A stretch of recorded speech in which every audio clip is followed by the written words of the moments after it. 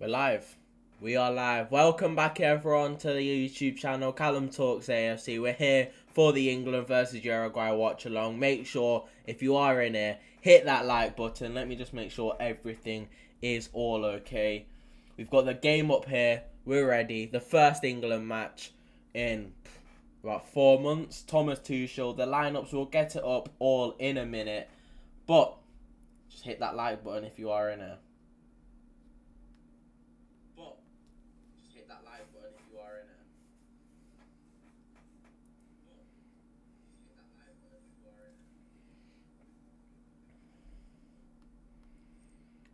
I am excited to see Thomas Tuchel ball again. I feel like the way he plays is going to be interesting. Yeah, okay, my hands are very, very, very cold. Let's just go through the lineups, though.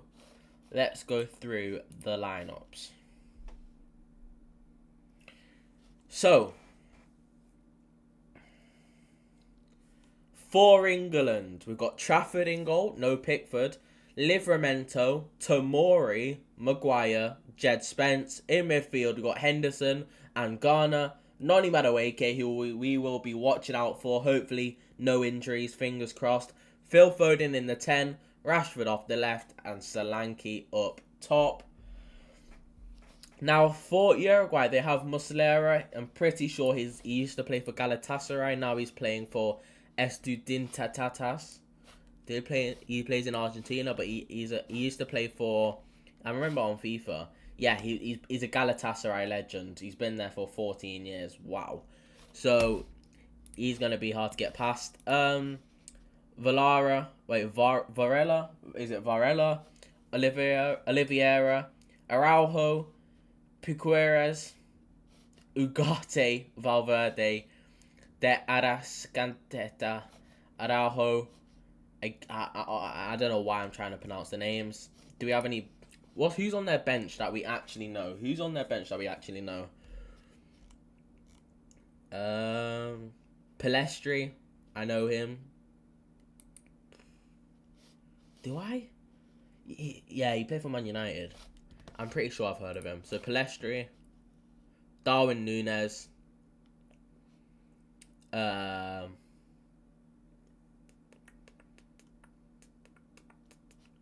Jimenez from Atletico Madrid. On our bench, I thought we had a lot of players. Fucking hell. Look how many players they have.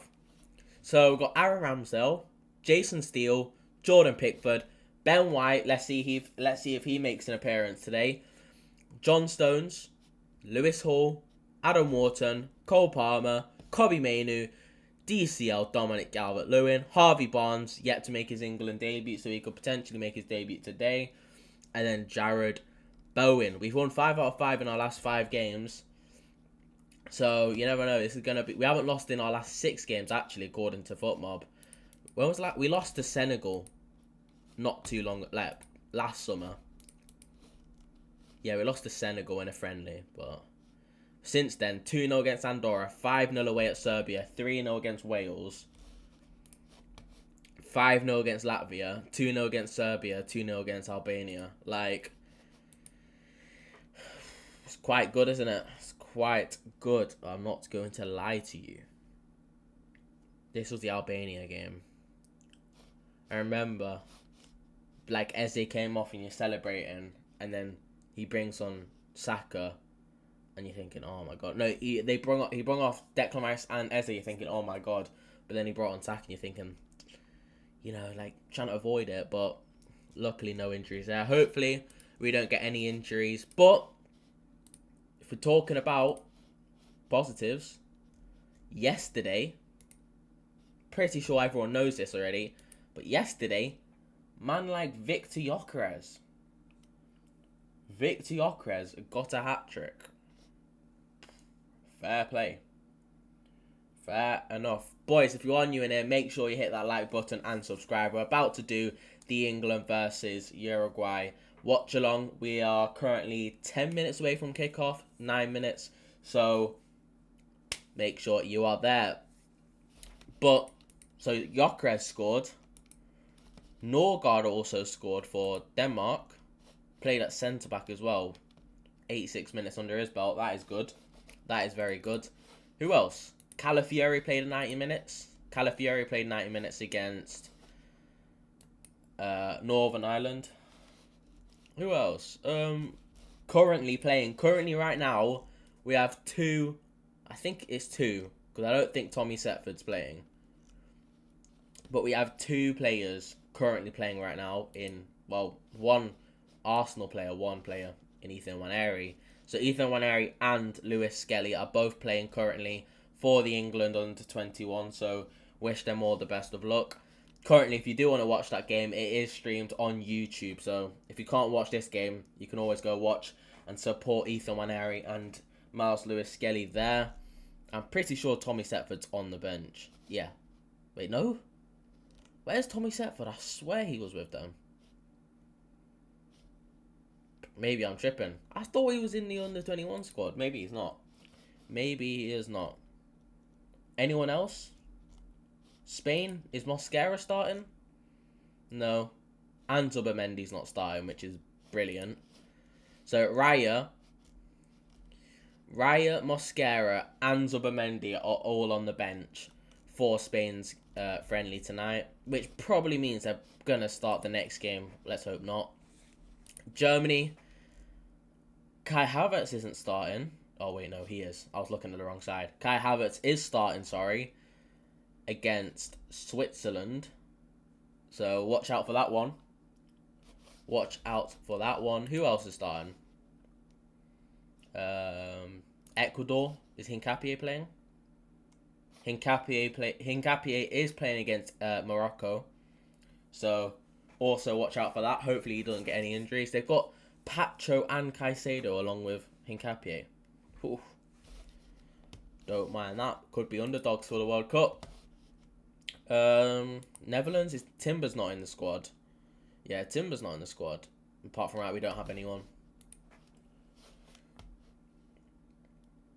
And then Argentina's later today, but we don't have anyone from Argentina. I'm trying to think. We don't have anyone here. Nope. No one played earlier today. There's no World Cup qualifiers. So, yeah. Alright. We are approaching kickoff. So, let's go back to this screen.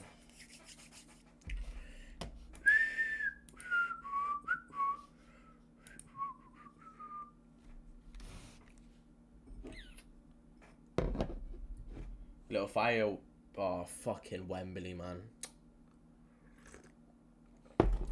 The last time I was literally sat here, the last time I did a watch along was right here, watching this screen at this exact stadium, but we got fucking battered by Manchester City.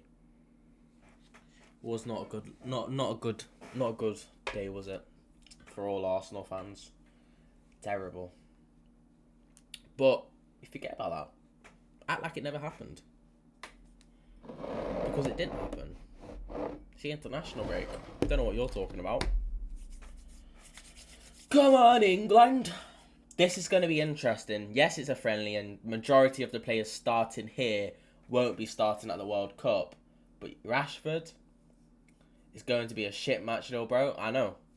It's not. I'm not expecting much. If you are new in here, by the way, hit that like button and subscribe. It's a friendly, little bro. Who are you, little broing? You're the little bro. You're the little bro over here. There's the match ball. Ooh. I don't know. I'm not excited to watch England. It's just more of a, it's a friendly. So Valverde's there. I keep forgetting we're playing against Uruguay. Uruguay's not a bad national team though. So. Oh, England's got a little tifo out.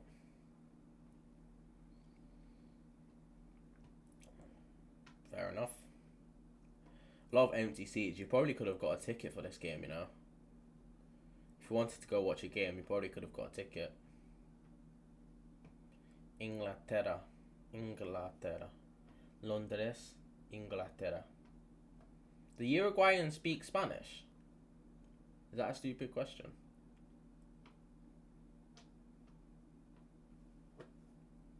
Uruguay's in their numbers. Got quite a fair few fans, to be fair. Expect, like, knowing that they've probably travelled across the entire world to watch a friendly. I guess it's at Wembley though, so another stadium ticked off.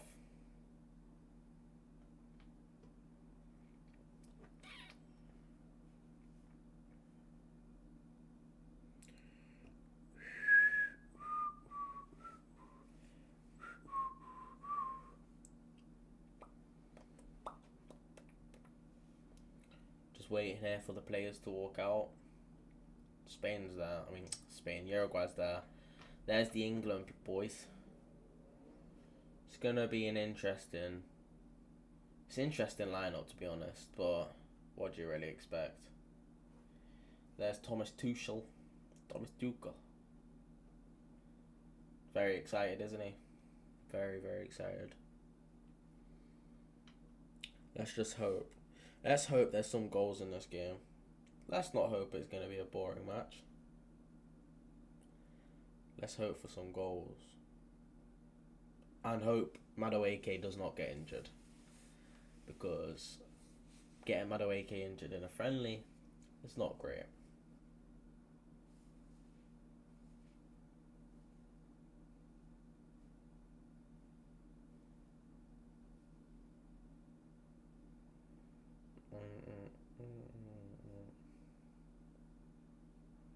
There's Phil Foden.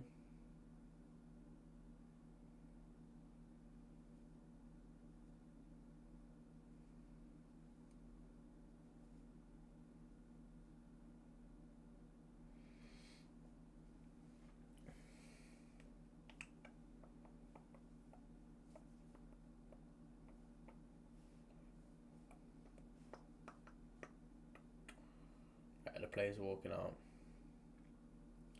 Here we go. If you are new in here, make sure you hit that like button and subscribe. Turn on notifications so you never miss another YouTube video or live. We're trying to hit 1,000 subscribers by the end of the season, start of the World Cup. Let's hope we can hit it, because the World Cup's going to be massive in terms of content. So, yeah, make sure you do hit that subscribe button. There's Madueke. Whew.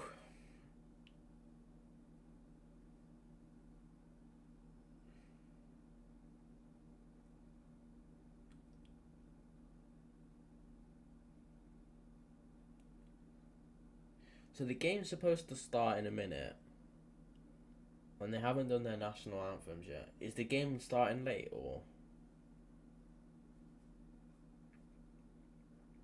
am I just extremely behind?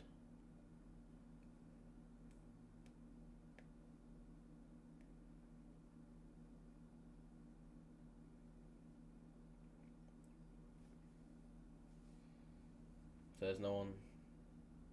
Why is he just stopped on that player? Why is the cameraman just done that guy so dirty? The cameraman's done him so dirty just standing there and zooming in on it. Oh, there's wait, what is it? Is it Marcelo? Is it Marcelo Bielsa? There's Manuel Ugarte.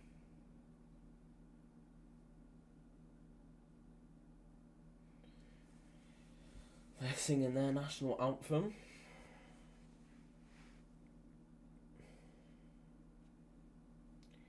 Passion.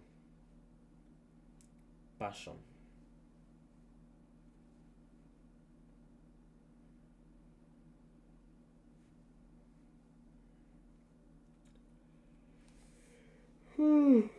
Already getting bored. Fucking game's not even started yet. Oh, nonchalant Marcelo Bielsa. He's not even Uruguayan, is he? I think he's Argentinian. Let me check.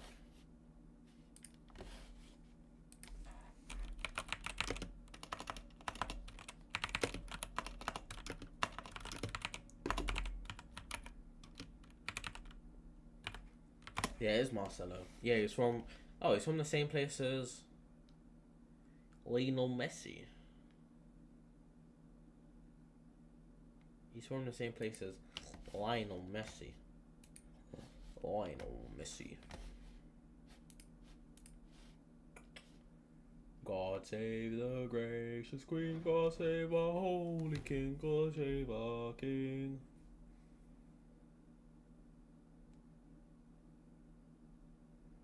Bro's got a World Cup. Let's be honest. After watching France yesterday, are you any confident?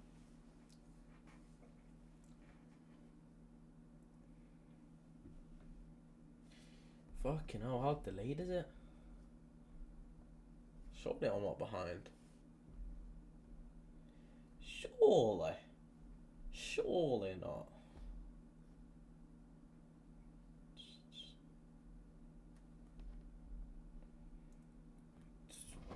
Pretty much is England's B team.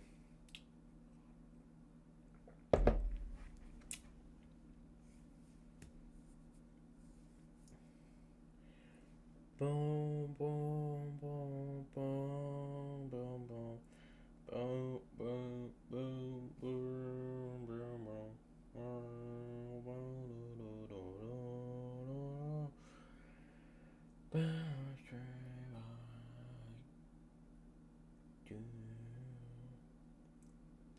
I don't know why I'm fucking my boys are humming it. Oh man, can this game start? It was supposed to start fucking 2 minutes ago. Twats. That was horrible. I apologise. Ugarte is playing. Ugarte. Oh, just hurry up. Hurry up, will ya? Is Fede Valverde starting? Yes, sir. Valverde is starting, Ugarte starting, and Araujo. No Darwin Núñez, though. Make sure, if you are new in here, is it Prantic? Prantic, if you are new in here, hit that like button, the thumbs up below, and can you subscribe? It would mean the world, and I would appreciate it massively if you did subscribe. So hit that subscribe button, and hit that like button. Thank you very much if you have done it. If you don't want to subscribe, the least you could do was like the video or like the live.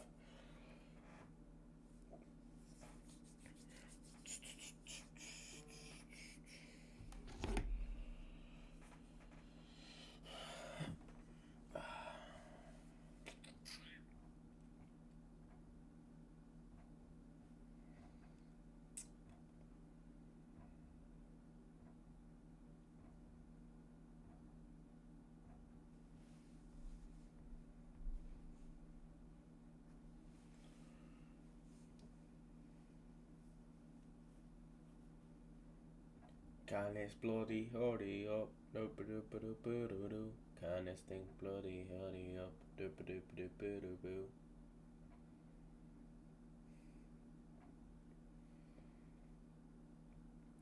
We are about to kick off here. We are about to kick off, and we're off. We're live.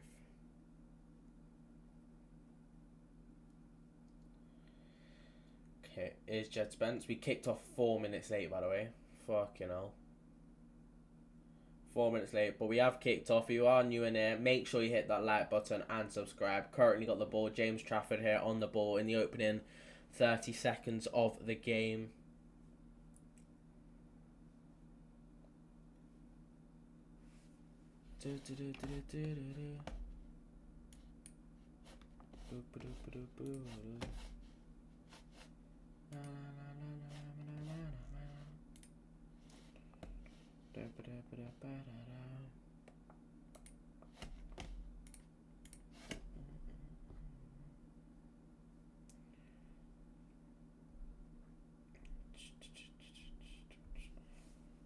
Here's Jed Spence.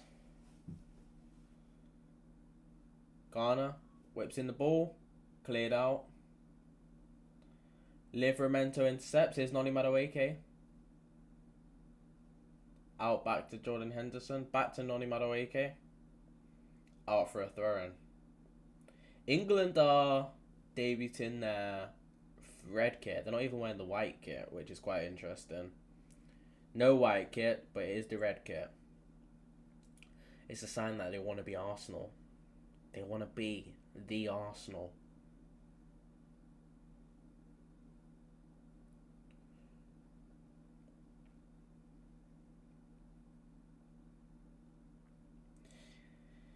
Here is Harry Maguire. Can't believe there's 2 Spurs players playing in this 11 right now. Here's Ghana, foul. Uruguayan player fouls Ghana. I think it's James Garner, right? Apparently, if Marcelo Bielsa does lose this game and gets thumped by England, then there's a potential reality where he could be sacked just before the World Cup, which is very interesting. So keep an eye on that. But we've got a free kick here with Phil Foden. There is a free kick with Phil Foden. It's whipped in. Jordan Henderson heads it back in. Noni Madueke. About to smack it on the volley and the Uruguayan clears it. Araujo. Not the Araujo from Barcelona. The attacker Araujo. It's good defending though. Because Madueke was about to smack that. 3 minutes in and it's been all England, to be honest. It has been an utter domination from England. It's just been attack. Corner though. Corner is going to get whipped in by Ghana. If you are new in here, make sure you hit that like button. Corner whipped in. Harry Maguire. Here it's looped over and above the bar. Goal kick for Uruguay. It's been a good start though. It has been a great start from England, knowing that it is their B team as well. I'm not too sure on the Uruguayan team. Not too sure if this is their best 11, but they have got a few of their best players. Like their captain Valverde, Ugarte. But Harry Maguire wins the ball back in their own third. But Ugarte here. Oh, he does well. Ugarte rebonas it through 3 players. Uruguay are on the counter attack. Here is Uruguay. It gets blocked by Ghana and it's in Trafford's hands. It's been a lively start, to be fair, knowing it's a friendly and it probably should be boring. And it's England B team. No Saka, no Rice, no Harry Kane, no Mark Gahey. Who else? No Konsa. No Elliot Anderson. No Jude Bellingham. Cole Palmer. A lot of these players are missing. Reece James. Lewis Hall. A fair few of these players are missing. I'm pretty sure the only starter that you could say is a starter is Rashford. And I've not seen him once. Phil Foden loses the ball. Phil Foden's playing, but he is definitely not a starter for this England side. Boys, if you are new in here, make sure you hit that thumbs up and subscribe. If you don't want to subscribe, at least hit the thumbs up. It would mean the world. Here is Noni Madueke, though. Dribbling with the ball. Into Ghana. Ghana's been quite lively in this game so far. Jed Spence, back to Ghana. And we're just recycling it at the moment. Oh, here's Harry Maguire. Oh, he's going on a little cheeky run, wasn't he? Here's Rashford. Rashford's real first attempt on the ball. Passes it to Maguire. And back to recycling it. Moving up the pitch now. It's Noni Madueke. We all know what he's going to do. He's going to try to beat his man. I think he's up against Valverde there. No, he wasn't. Never mind. Thought he was.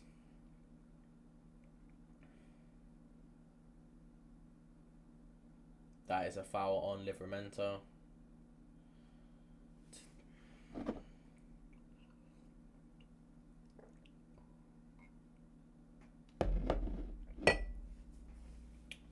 That's a foul on Solanke. Come on now, ref.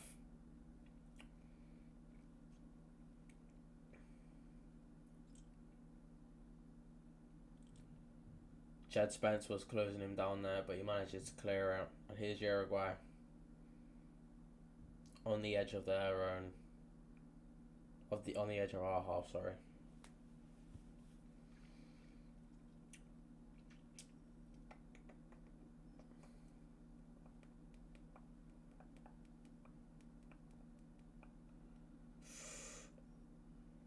Here's Noni Madueke now. Running up the pitch. Do not pull your hamstring. He gets fouled back. How is that not a foul? Valverde has just wiped him out, and yet it's not a foul. How is that not a foul? This referee is fucking poo. This referee is pants. Absolute pants.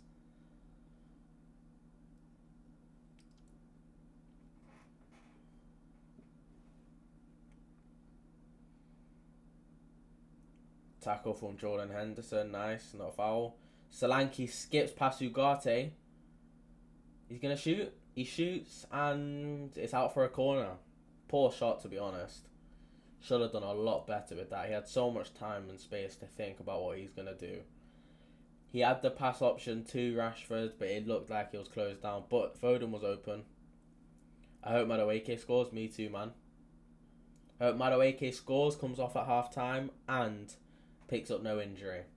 Hamadoni, I know you're a trustful viewer. I know you're gonna like the live. Will you hit that like button? The second corner of the game for England. Ghana on it again. Usually it will be Declan Rice. Corner gets whipped in. It's high. Solanke. Oh, cleared. Back here to James Trafford. England are playing with two right backs. Jed Spence is a right back playing at left back. I'm not too sure how I feel about that. Especially if this is like a sneak preview into the World Cup, I would much rather play a left back at left back and a right back at right back.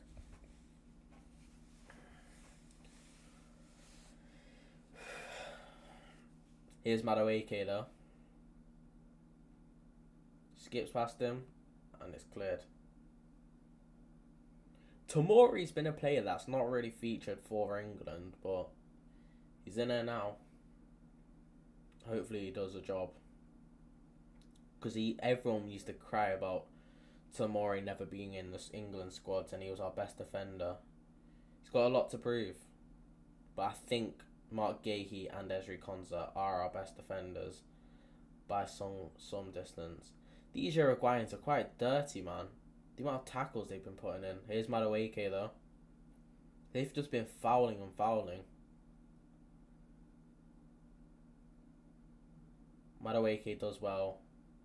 And it's out for a corner. Get up, man. He's done well for Madueke though. I mean, Madueke's done well, sorry. And they're getting into a fucking...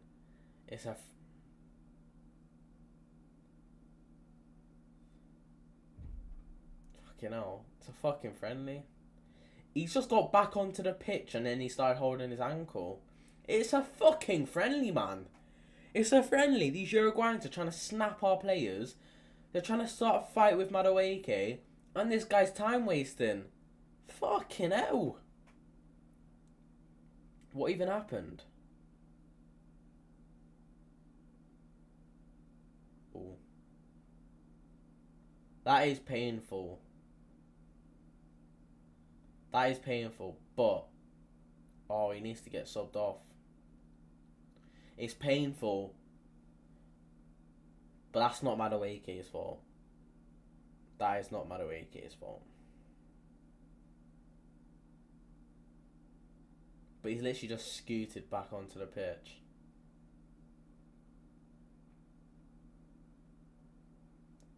Does he need a stretcher? He looks to be in some real pain. I mean, it didn't look good. Probably a few weeks out on the sidelines, I'm not going to lie to you. There is Saka and Declan Rice. Saka's man spreading, fucking hell. There's all the players that played over 3,000 minutes and they won't feature in the first game. I think it's 11 players there. You could fill the whole 11. And then there's our bench. Strong bench. Won't lie to you. Very strong bench. Got Cole Palmer.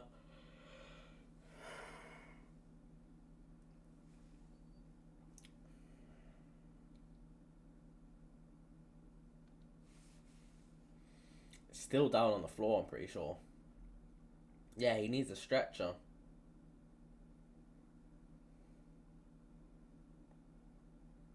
Wow. Maybe he's broken his ankle or something.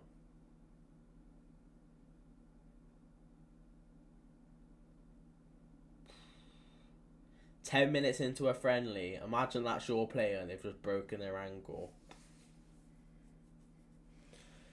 I would be absolutely livid if that was a Gabriel. And it's been Gabriel not too long ago. And I was absolutely fucking livid.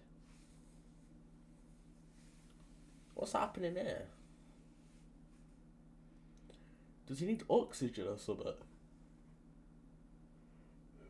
Yeah, he's definitely broken his leg. I mean, broken his ankle probably. But Jimenez from Atletico Madrid is coming on. I'm assuming he is one of their starting centre-backs. But it's a friendly, so you're trying to like test different things out so he doesn't start.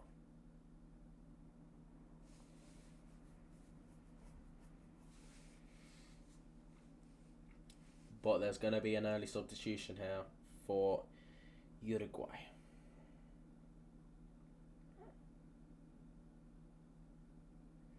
It was a nasty one, to be fair, but you can't blame Madueke there. Come on now. It was unintentional. There is the Uruguayan fans. Pretty sure they see the camera there, so they are going crazy.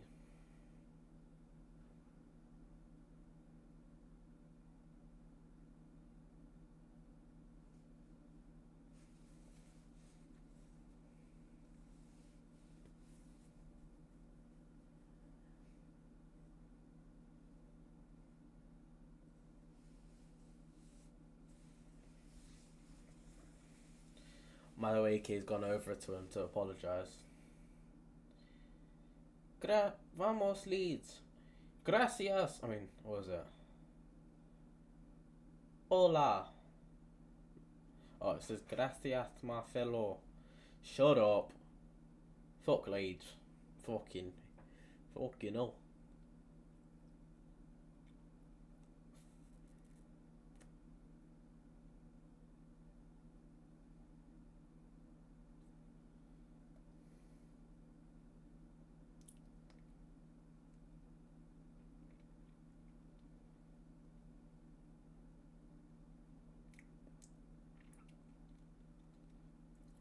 Yeah, so I think he has broken, or at least sprained his ankle. Piqueres. I don't know how to say. Don't know how to say his name, but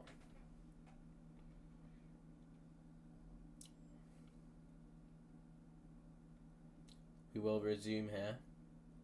Phil Foden with a corner. It's whipped in. No one's there. That is so poor. Why was no one there?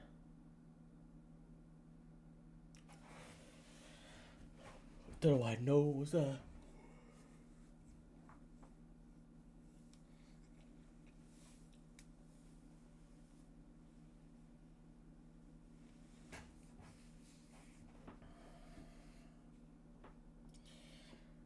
Playing out from the back, yeah, but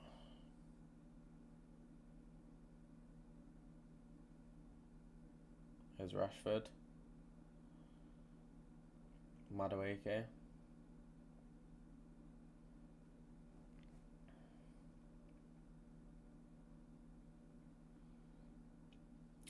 How? We were literally counter-attacking and now they've got themselves a throw in. How did that happen then? How's that happen then?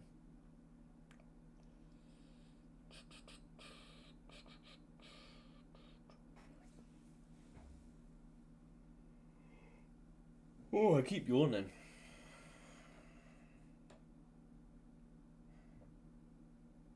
That's good play from Uruguay, to be fair.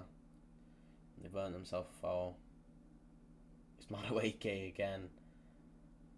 Madueke's injured someone again. This guy. This Madueke guy. No way, what is he doing? Madueke is not treating this like a friendly, is he?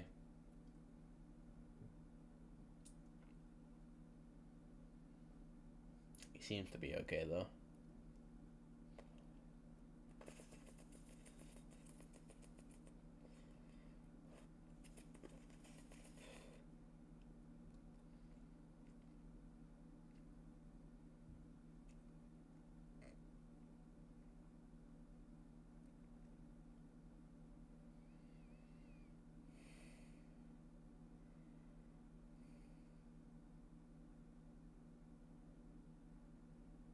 So again, we've earned it back in their own half. Madueke does really well. Solanke, good save from Solanke. It was a good shot, deflected, but it required a save and he did that perfectly. It's Garner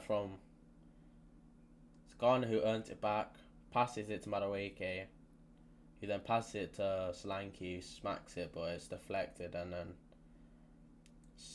quite a simple save, to be honest.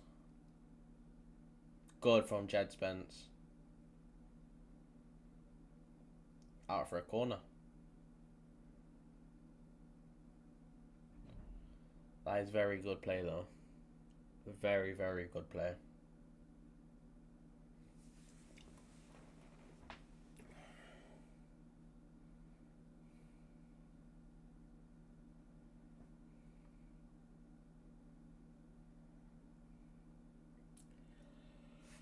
Fourth corner. It's our fourth corner in the opening 20 minutes. If you include the guy that was down for about 5, it's been about 14-15 minutes and we've had 4 corners. Oh, that was a dangerous one. Probably the most dangerous one of them all. And yeah, it's another corner for England. It was a dangerous corner, but they just about flicked it away. Could we play it short? We're averaging a corner every 4 minutes. Wow.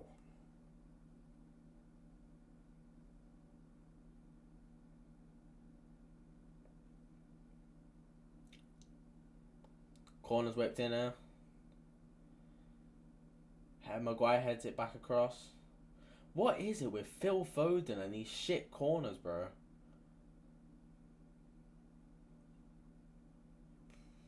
Best believe, when it's the World Cup, Saka and Declan Rice are on corners.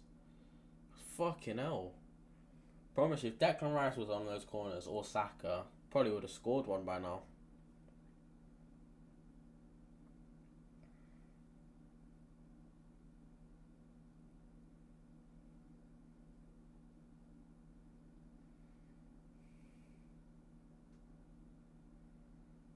Manuel Ugarte has just skipped past our entire front line.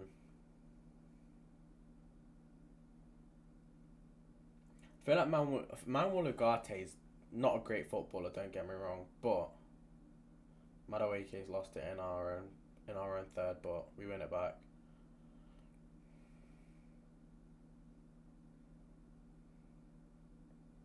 Good tackle there from Valverde, I'm pretty sure it is.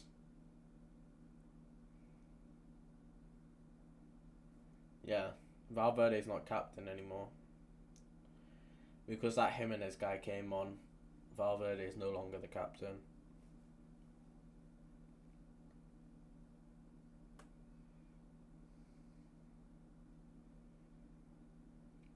Here is Ugarte.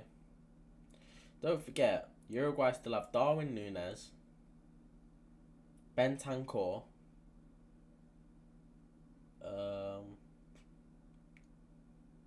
don't know who else they got, to be honest.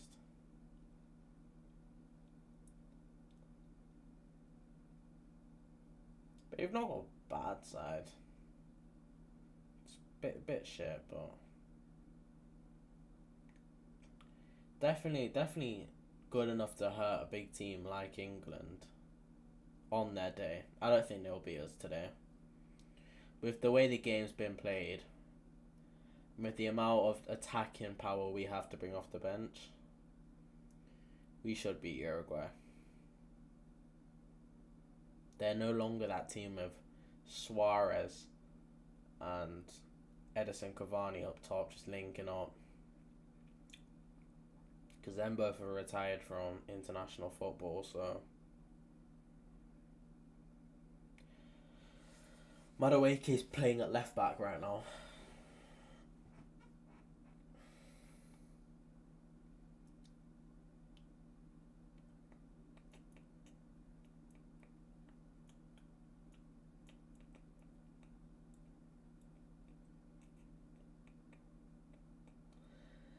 Phil Foden, Harry Maguire.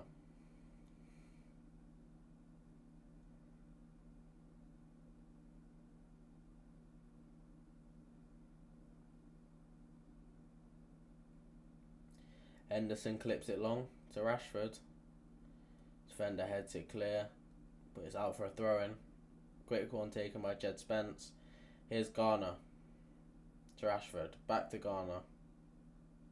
Poor pass back, to be honest. Here's Harry Maguire.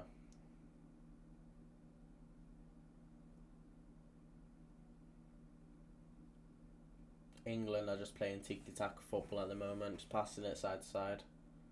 Not very efficiently, but keeping possession, keeping a hold of the ball. Back to James Trafford. It's just pretty much been a repeat of what we've seen for the last 24 minutes. Maguire, Tomori, Henderson. Pretty much, that's better from Foden. That's a foul. How is that not a foul?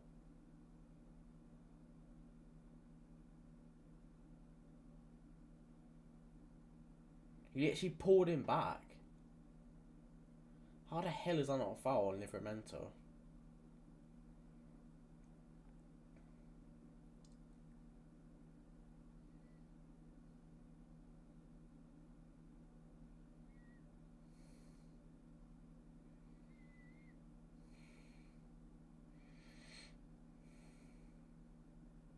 Boys, if you are new in here, make sure you hit that like button and subscribe. Currently halfway through the first half. Nothing much has happened apart from a few corners here and there.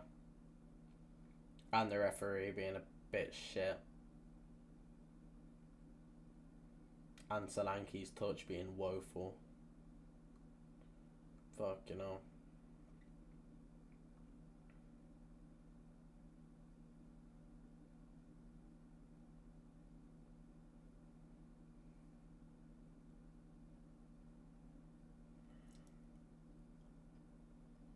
Now Uruguay are doing what England have been doing the entire game.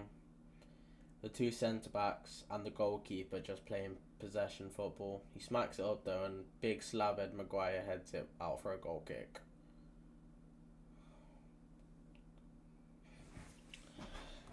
Wow, what an interesting game of football, eh? What an interesting game of football.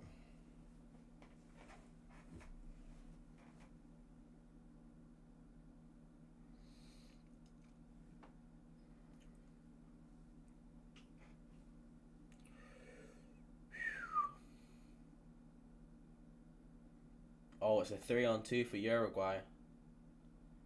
He shoots. It's a 3-on-2 and he shoots and it goes way over the bar. That is poor. That is extremely poor. Tomori wins the header, but it goes backwards. So it was three Uruguayans versus Harry Maguire and Livramento. and they do nothing from it apart from smack it into the stands. Wow, that is bad. He hit it onto row 112.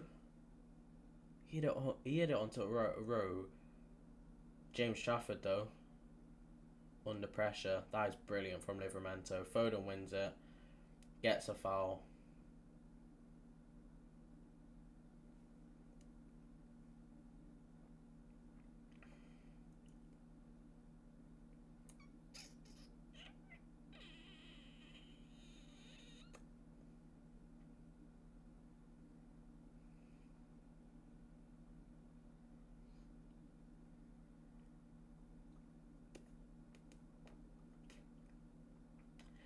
England playing out from the back is Tomori to Phil Foden. Henderson smacks it up. It's to Madueke now. It's 1-on-1. Madueke is 1-on-1. They're doubling up on him. He does well though. Passes it back to Jordan Henderson. You never want to go 1-on-1 with Madueke. Not because he's going to absolutely smoke you, but there's only one thing that he's going to do, and that's going to try get past you. Whether you like it or not, he is going to try get past you. And that's just effort, especially for a defender, you know what I'm saying?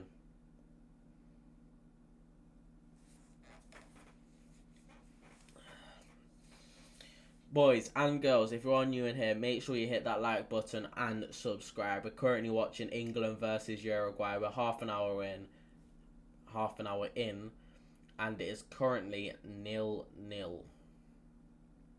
The referee's been woeful. Not many shots. Solanke had one. Solanke had a shot that comfortably saved. He also had another shot which I'm pretty sure got deflected out for a corner. And Uruguay have had one shot which they were 3-on-2, and there's Solanke's another shot. It's on target. It's just a looping header which is never going to go in a million years. It's good play from Rashford. Passes it into Jed Spence. Out wide to Garner. Garner whips it in with his left foot. It's too high. It's too high for Solanke, but he gets it in the end. It's just looping. England win it back though. It's a throw-in for the England.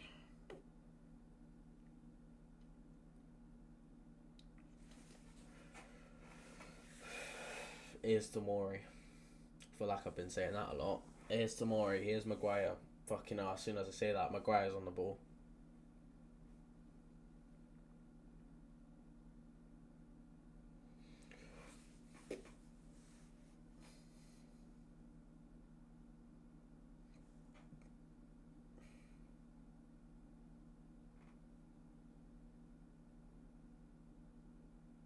Maguire passes it to Rashford. Rashford skips past one. Skips past two. Oh, he's doing them. He's still on the ball, Rashford. Here's Jed Spence. Garner. And it's back to my fucking Maguire, man. Fuck off. Livramento, that's a foul. And that's a foul as well, you dirty bastards.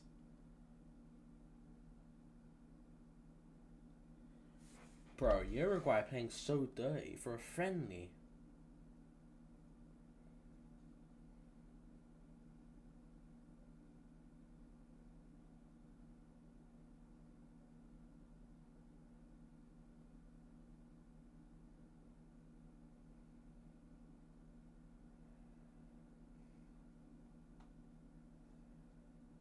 Spain are 1-0 up.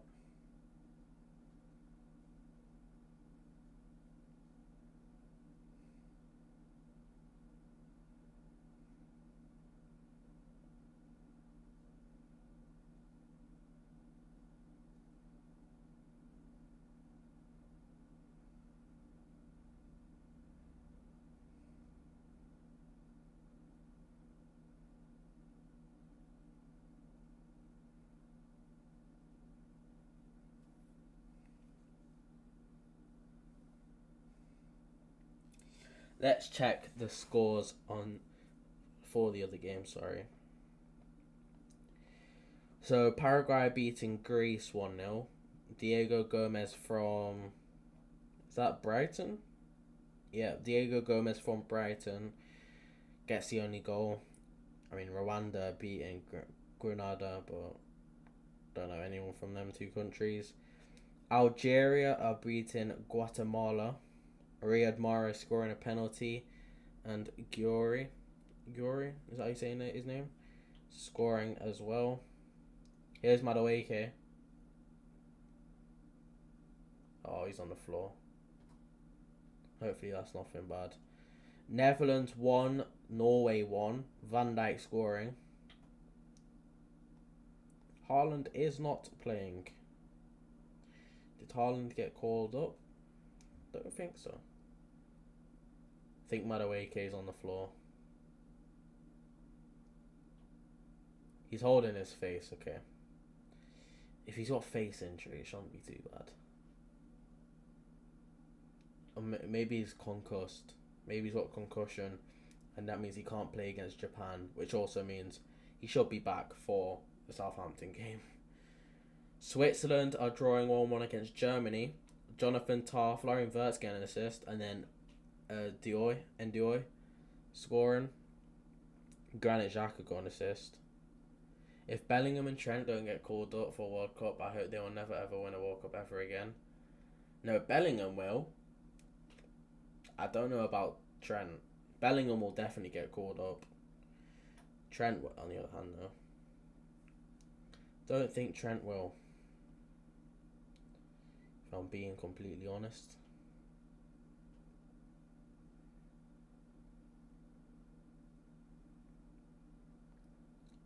Spain are winning 1-0. It's probably better to watch Spain because of Lamine Yamal, but... Mohammed, make sure you like the live, by the way. Hit the like button. Madueke is getting treatment on the floor here.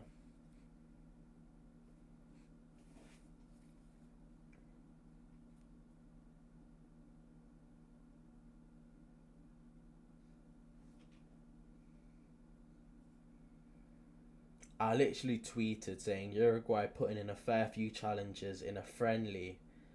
Let's hope Madueke doesn't get on the end of a bad one. And Madueke is down injured with a bad injury. Tuchel is still crying when Bellingham and Madrid knocked out Bayern that year. Not even. I just don't think Trent's favoured at England, to be honest. I don't think Trent is favoured at England. Wait, what's the... I think Madueke is fine now. What's the under 21 score? It was 1-1.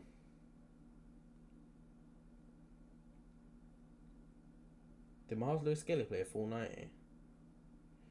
Hopefully he did. It's good for his minutes. Same with Ethan Monero. Hopefully they both played a full 90.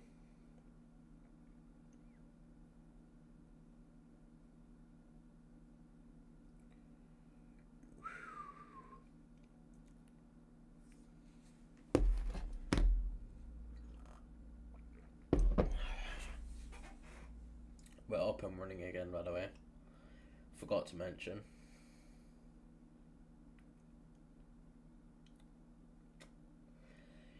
Throwing for England here.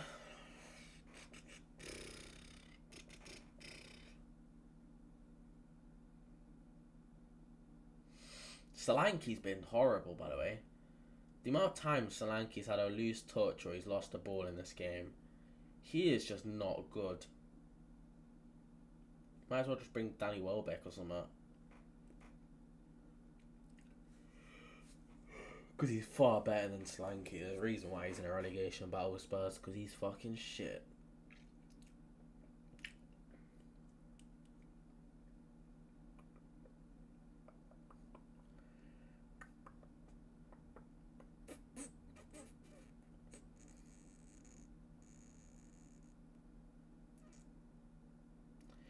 Ghana loses the ball.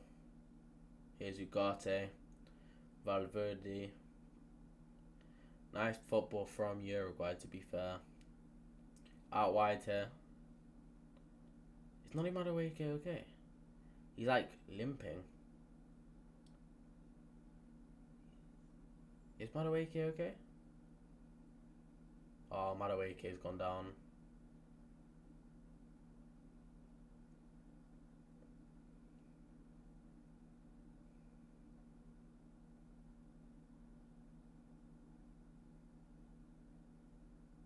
I think Madueke's wrist.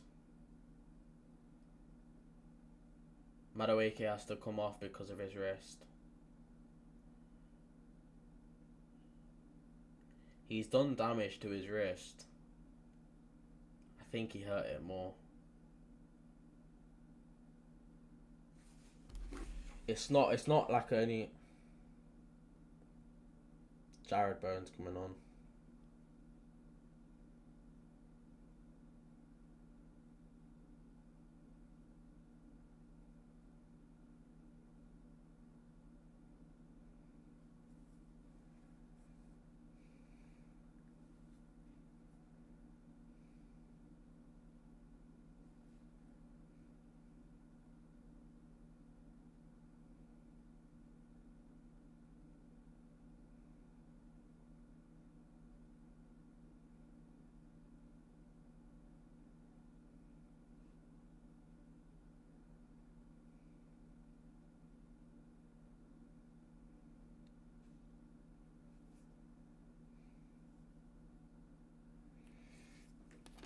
So Madueke has come off for Jared Bowen. I think he hurt his wrist and then he just couldn't carry on. But that's just so typical. Oh, look at Solanke, man. Fucking hell.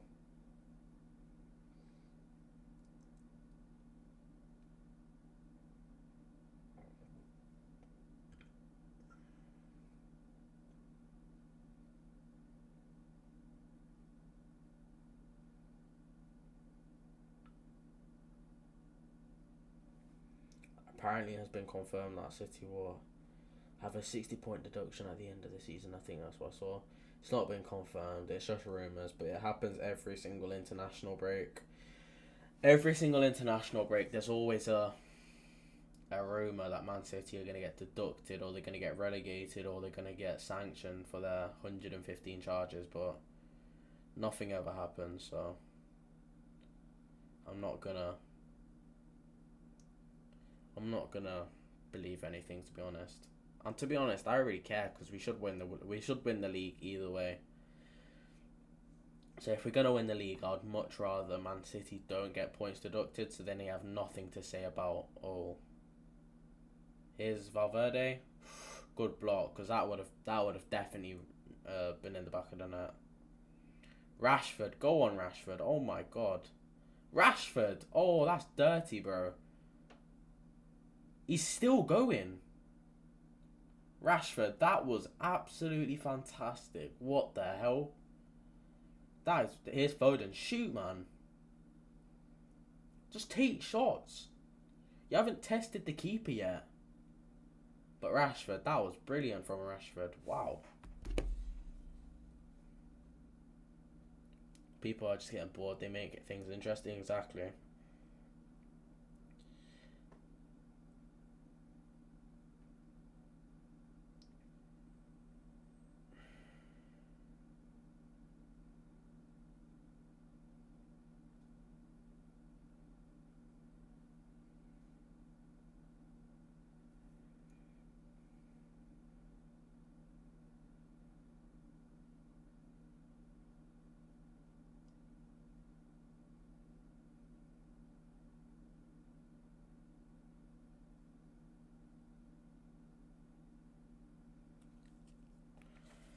There's always rumours in the international break. When is there never rumours? Miles Lewis-Skelly to Manchester United. You think that would be a rumour if it wasn't the international break? Fuck off. What a run this was from Rashford, though. Skips past one. Valverde comes sliding him. Skips past him. Then Araujo and Ugarte are on him. Skips past both of them. Whips in a ball, but it's too high for Solanke.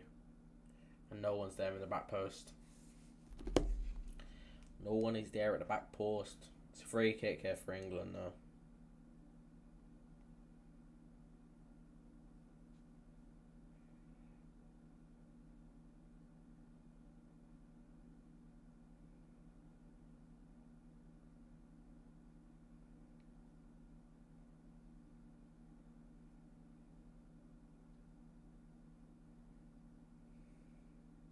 Apparently it could have been Madueke's left knee.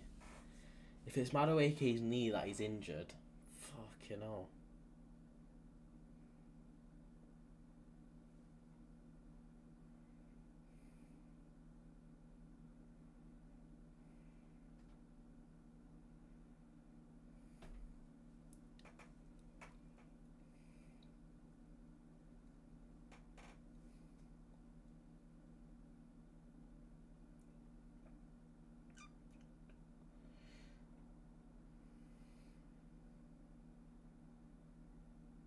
Oh, it would have been a good ball.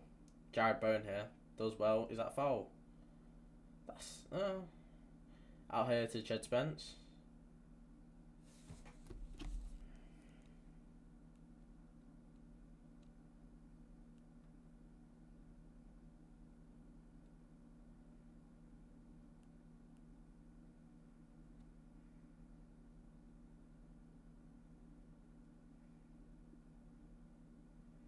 Rafinha's out for 5 weeks. Damn. So pointless playing friendlies. That's exactly why we made sure Gabriel doesn't go to America to play a pointless friendly against Brazil. I think he's playing against Croatia as well. Could be wrong. Let me check.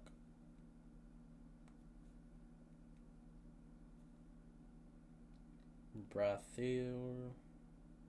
Yeah, they're playing against Croatia. 1 a.m. on Wednesday. So, basically Tuesday. But you know what I mean. Bro, these players are so dirty, man.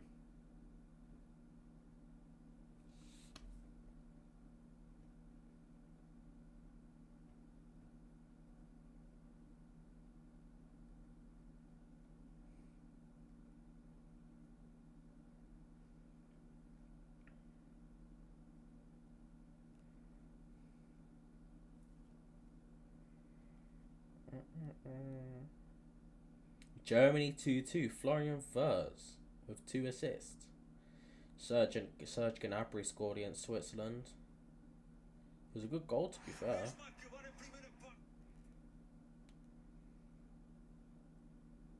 Kind of dinks it over the keeper. Phil Foden, though. Phil Foden's got a free kick. Can we score the first goal? Phil Foden whips it in. Cleared out by Jimenez. Henderson's playing for a throw-in. Fucking hell. Could have just kept it in and whipped it into the box. Now we're going to do some stupid long throw or something. No. Well, bought the league title. What are you talking about? What are you talking about?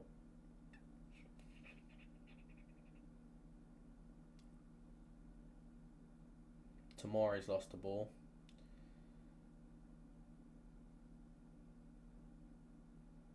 The game's just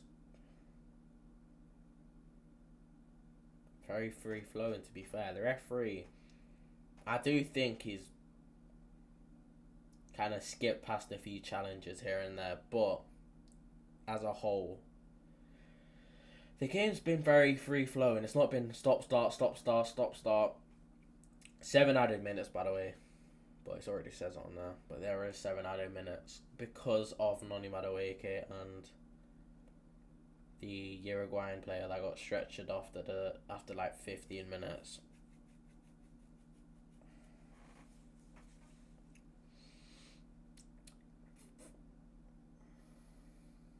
I don't know how it's 0-0 though. We've dominated the game. We should be beating them. At least 2-0. But then again, we've had no real clear-cut chances. And here come Uruguay. We haven't had many clear-cut chances. Whereas Uruguay, nah, they probably haven't either, to be fair. It's a throw for England, though. I think Valverde tried passing back, but he kicks it out of play.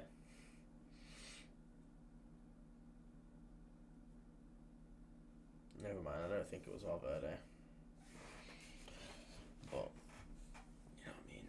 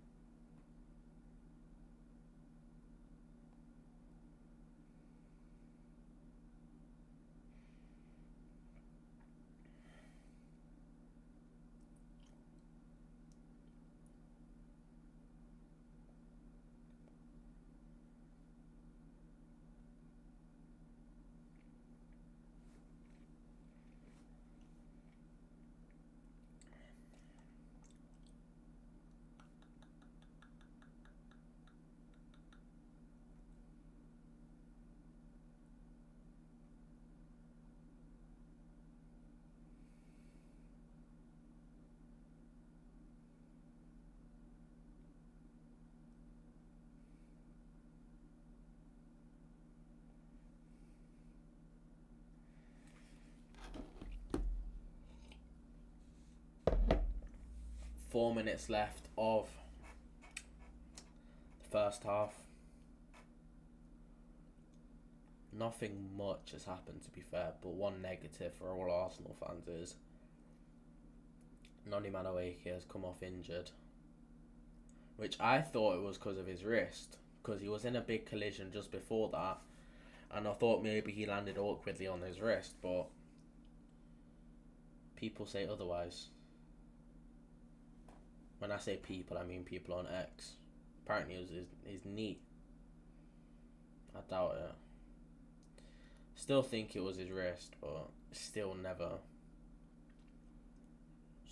positive, isn't it? Because honestly, we can't be relying on Saka right now. Not because of his performances. I don't really care about that. It's just Saka can't play every 3-4 days for at least 2 months.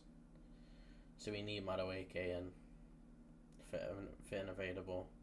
Because who else can play off the right? Max Dalman? Let's be real. Apart from Southampton, Max Dalman isn't starting any game. Especially with what? The title race. Like, it's the same guy that skies the shot again. He's had 2 shots and both of them have just gone into the stands. But,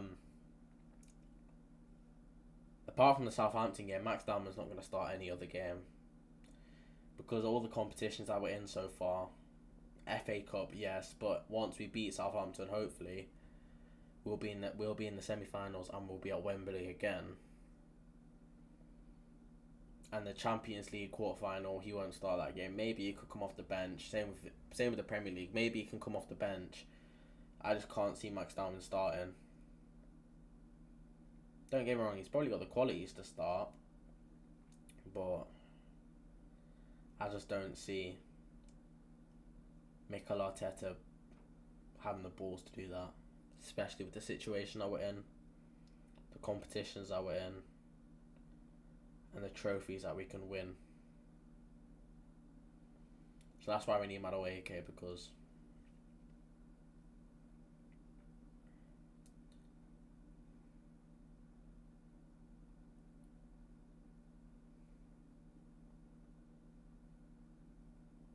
wow.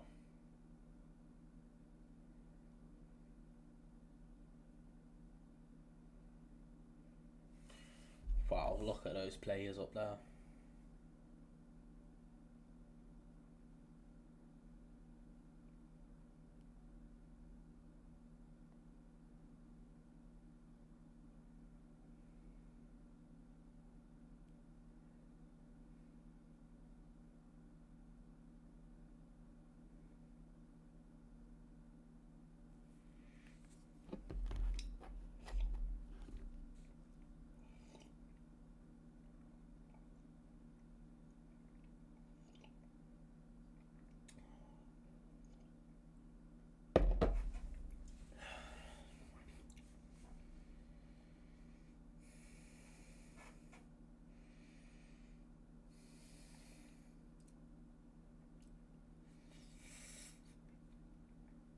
We're literally 30 seconds away from half time here, so expect the half time whistle to approach any second now. But maybe there's one last counter attack with Livramento here to Rashford. Dinks one over, but it gets blocked by Ugarte. Back here to Rashford. Yeah, it looks like it's going to be 0-0.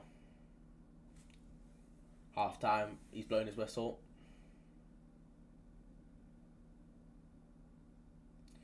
I just really hope Madueke is okay, man. I really do. Because if Madueke is not okay, then it's not great, is it? Really, it's not great.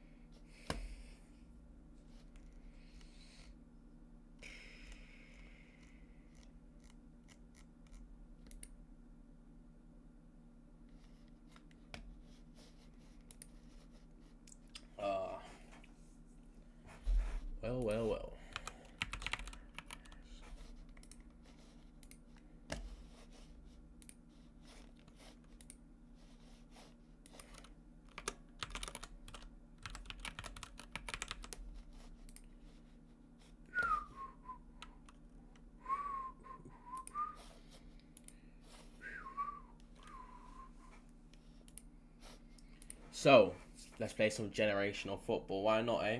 Why not? It's half time. Nothing else to do. So, national team appearances. So, national team combined appearances and goals for Croatian players. Let's just start off with Ivan Perisic.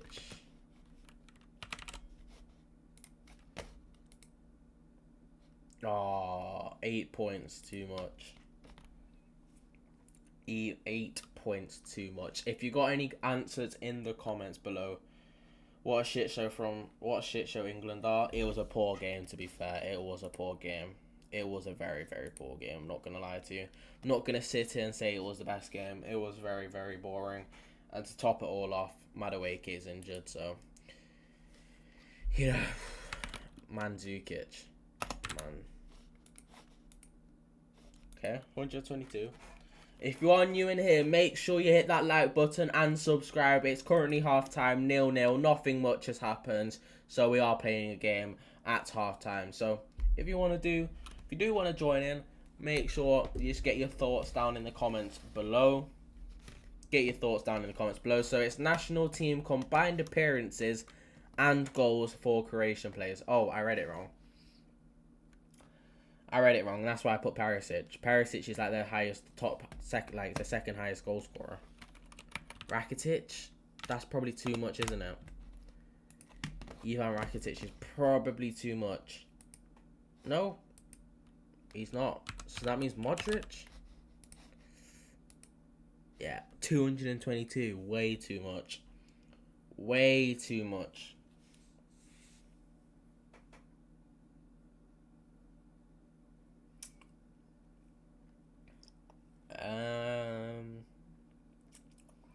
Mario Mandzukic. We've got Ivan Rakitic.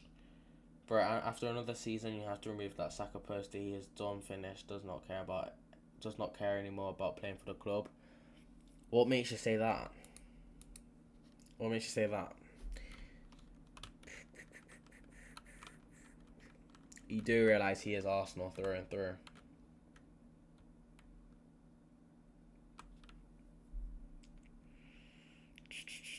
I'm trying to think of Croatian players, but my mind's going blank. What's that? Lovren. Dejan Lovren. 83, that's not bad. 83 is not too bad.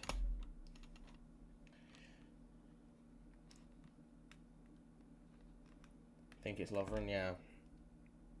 Thought so. If you haven't already, hit that like button. I'm not sure if you have hit that like button. If you haven't, hit it because it'll be much appreciated and it will support the channel massively. So we need 175. We've done Mario Mandzukic, we've done Ivan Perisic, we've done Rakitic, Modric, and Dejan Lovren. Modric and Perisic were blanks, so who do we put in?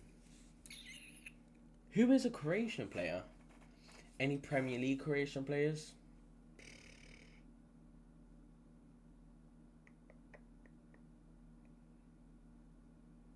I can't think.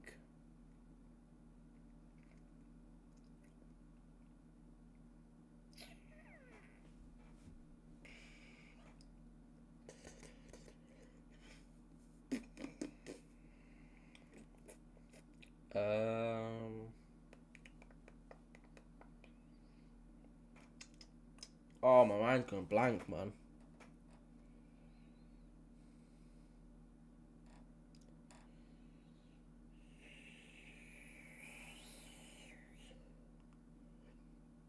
Oh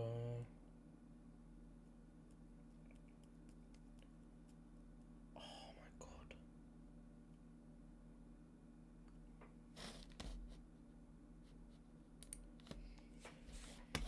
1 second. 300k a week and he can't even beat his man. He lives off that starboy image and holds an ego. The attitude and body language says it all.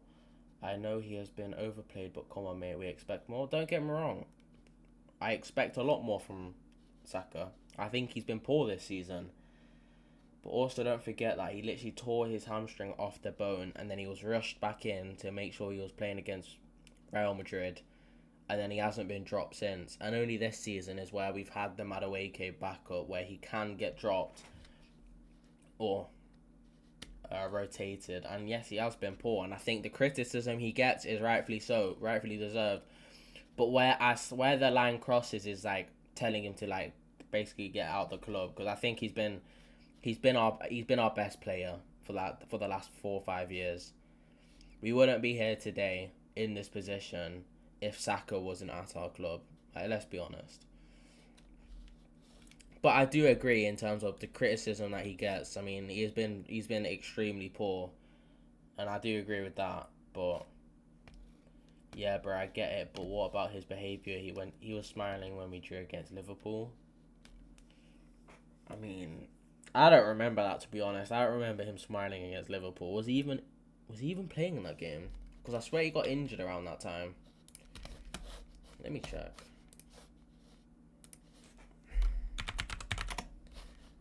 Probably was, because I don't know why he would make that up. I'm just curious.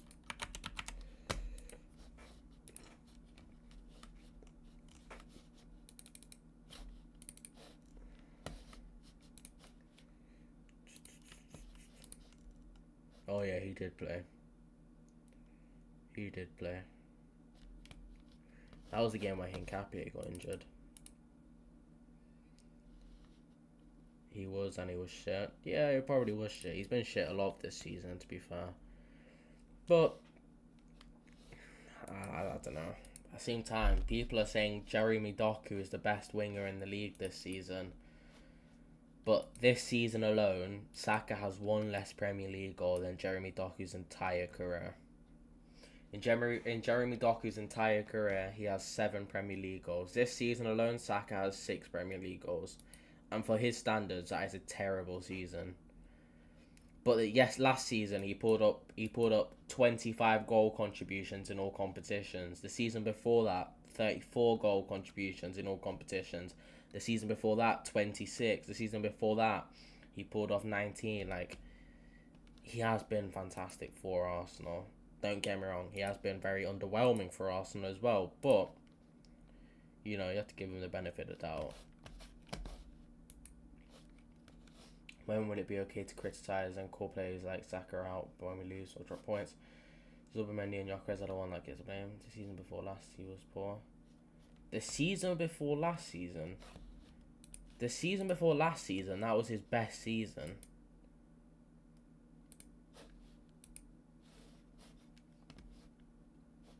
The season before last season, that was his best season in an Arsenal shirt. But I do agree. I feel like sometimes Gyökeres, sometimes Zubimendi are used as the scapegoat where other players' stats aren't everything. Yeah, I know. His performances alone were unbelievable that year. Saka was fantastic. The only time where Saka was poor during that season is where he dyed his hair blonde. When he dyed his hair blonde, that's when he was shit. But he only did that for like 4 or 5 games. The rest, like especially towards the end of the season, he was on track to win PFA Player of the Year. If we won the league, he would have won it over Foden. But because Man City won the league, Foden got it. Because I think their numbers were quite similar. What was Foden's numbers that season? 19 goals, 8 assists in the Premier League. Saka. Yeah, so Phil Foden had like 2 more goal contributions than Saka. If any club come up with 100 or 80 mil, I would sell him. Absolutely not. Bro, don't get me wrong, Saka's been bad, but he's not gonna stay bad for the rest of his career. I'm so confident that either from after this international break he'll come back to his best, or next season, which I know it's annoying to say next season, but don't give up on someone when he's been carrying us for so long. I just think you have to 300k at the age of 24, Finnish player. Doesn't that just show how good he's been? If Arsenal are willing to give him 300,000, that shows how good he's been for Arsenal, and he's only 24.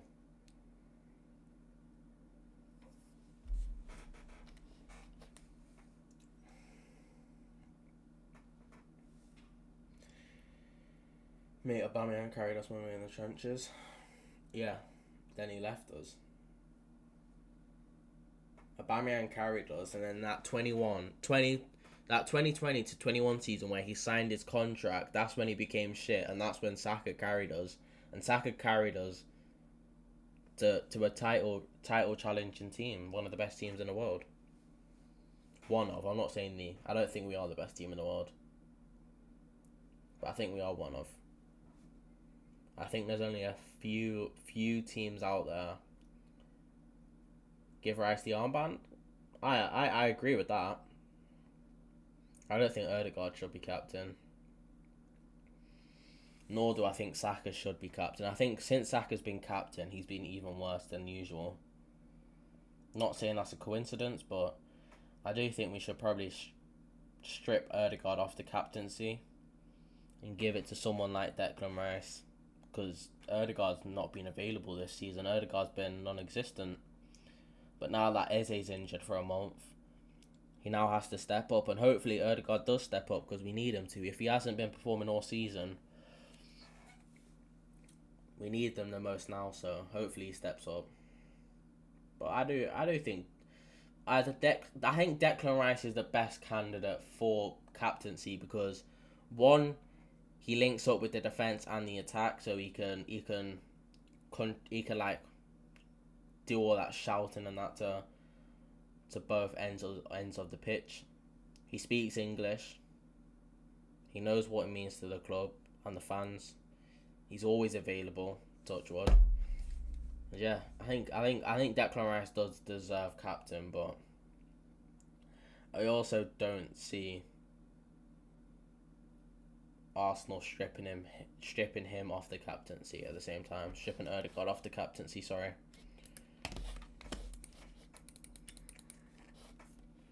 Netherlands are 2-1 up. Tijani Reinders scores for Netherlands.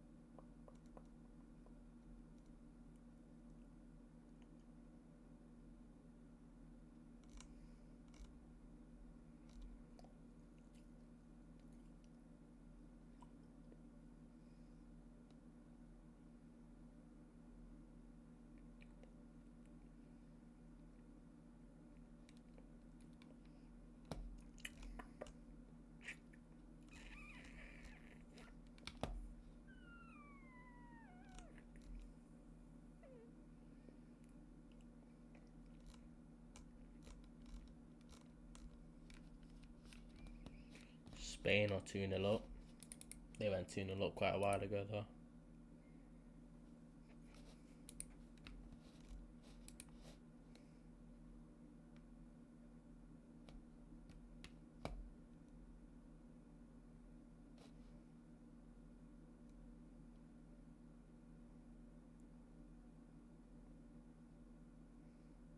People are saying it was a concussion sub. That's why Madueke came off.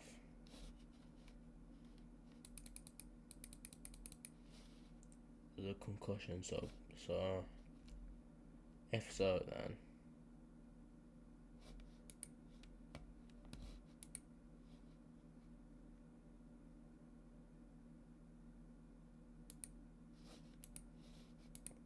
could be his knee.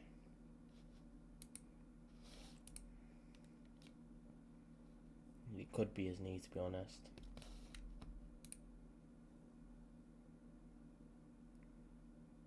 What do you mean? What do you mean TF we watching? I was just looking at the Madueke stuff. Because he came off injured and doesn't look great. Looks to be his knee. I'll bookmark that, so I'll make a video later today.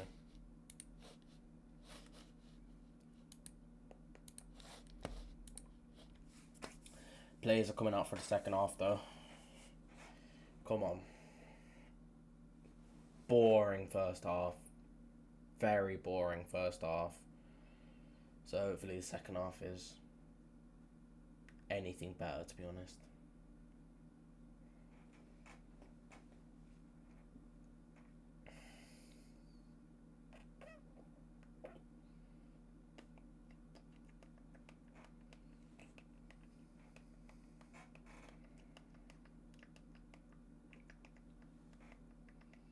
Uruguay are set to kick off though.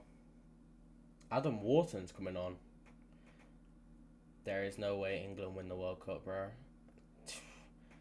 Yeah, but at the same time, if you look at this, you watch this game, the entire 11 is our B team, or even C team in some positions. Like, there is no player, bar maybe Rashford, that would start in the England 11 at the World Cup for the starting 11. I think Rashford starts, but James Trafford doesn't start. Livramento doesn't start. Tomori and Maguire don't start. Jed Spence doesn't start. Jordan Henderson won't start. Adam Wharton just came on. He could potentially start. Highly doubt it though, because Elliot Anderson is ahead of him. Garner's been good, but I don't think he would start. He probably would be on the plane, but I don't think he would start. Phil Foden's definitely not starting for England. He's been so bad. Madueke wouldn't start. Jared Bowen, who's just come on, wouldn't start either. Solanke's definitely not starting. He is poo. And then Rashford's the only one who I look at and I'm think, yeah, he probably would start, because our left winger options are definitely not as good as our right winger options. It's good from Jared Bowen. It's cleared. It's out for a throw-in. Rice is modern Henderson. What are we doing? Well, that is just not true.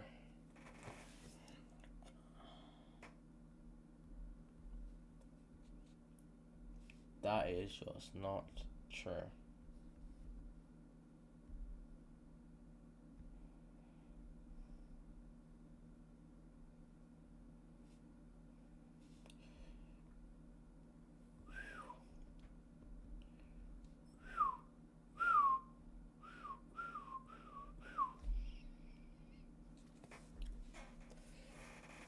I know you probably are rage baiting, but Rice is definitely not the modern Henderson.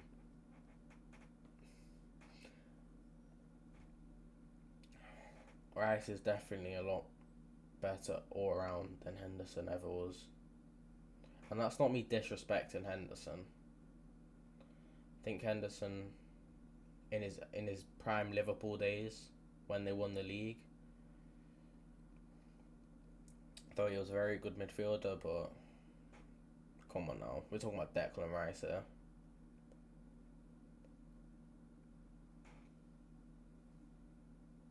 Here's Adam Wharton. No free kick there on the edge of the box.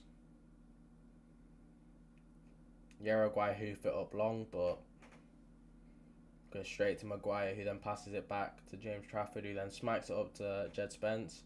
To Garner, back to Jed Spence.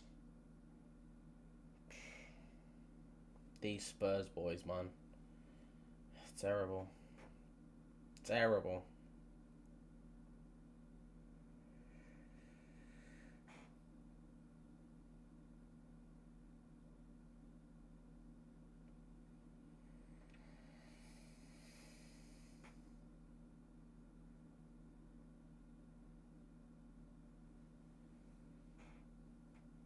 He cannot dictate the game, just saying he ain't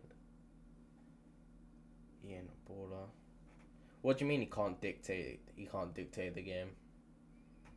Are you solely basing that off the Manchester City clip that you seen? That 5-second clip?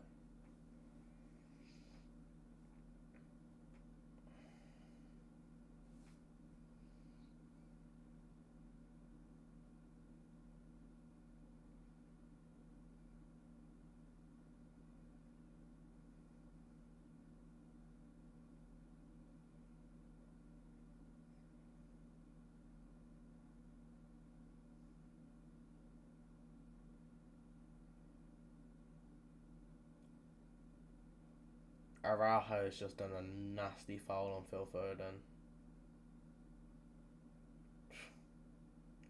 I'm telling you, these Uruguayans are not fucking... They're not fucking about.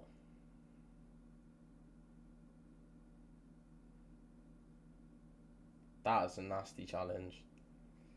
It's the follow through that got him.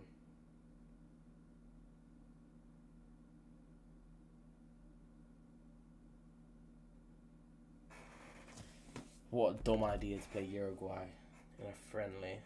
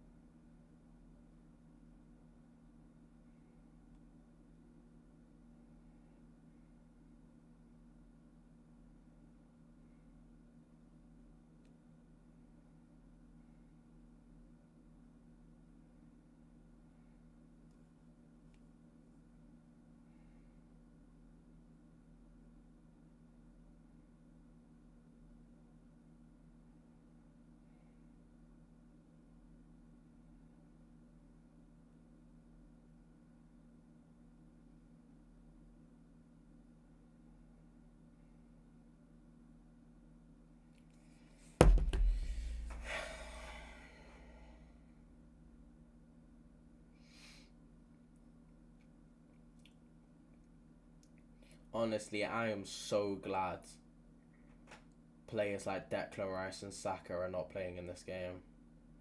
But at the same time, I'm so annoyed that Madueke played and got injured. Because these Uruguayans are fucking just having it out against this team. Like, the amount of times you just see them flying into dirty challenges, it's nasty, bro. But here's Adam Wharton. Should have played it to Jared Bowen, man.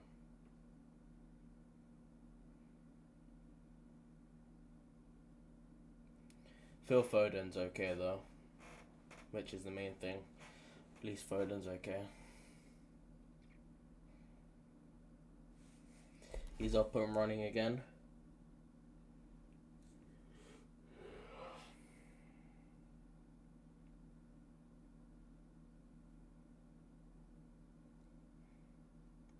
Cole Palmer's coming on. Chelsea fans want to look away with that one. Cole Palmer is coming on. With the way this game's going in terms of just the Uruguayan players are just clamping every single English player. That is not great.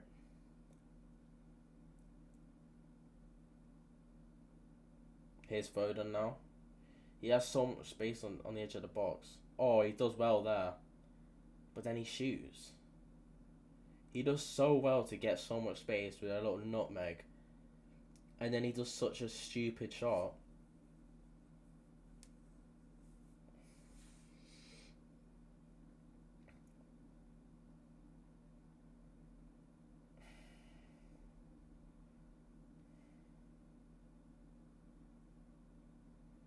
They lose the ball here. Here's Foden again on the edge of the box. He could shoot. Shoot, man. Just shoot, Foden. I don't get it. Foden's got a sick left foot. He's on the edge of the box with no one putting pressure on him. And because he shot before and he fucked it up, he's scared to shoot again. He should have shot.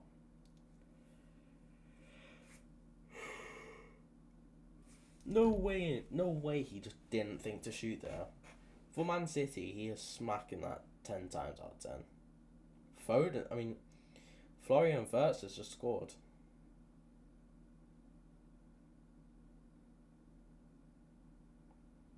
Let's see this goal.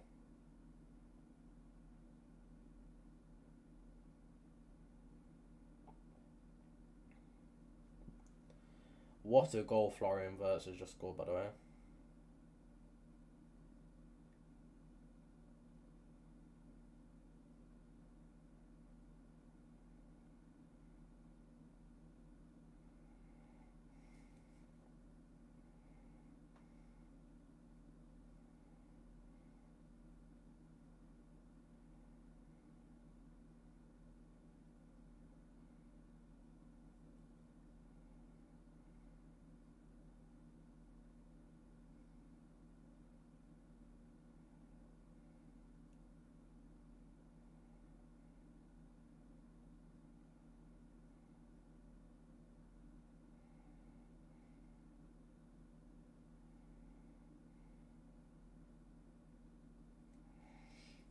Cole Palmer is on.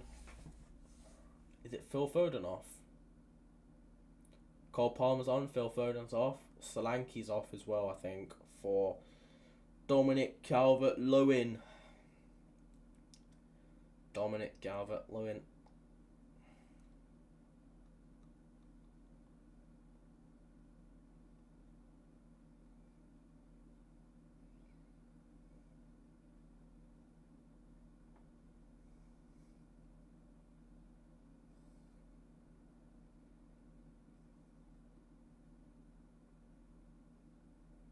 Big up, young Gunner, bro. How are you, man?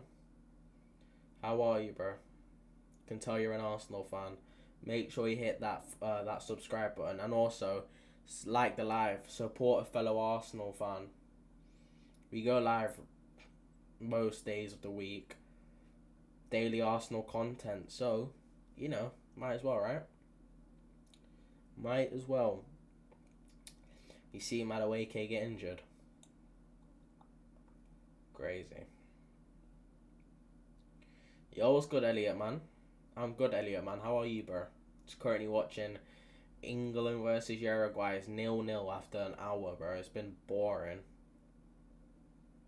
And Madueke's injured, so it just tops it all off, doesn't it? Yeah, Madueke got injured. Here's Palmer.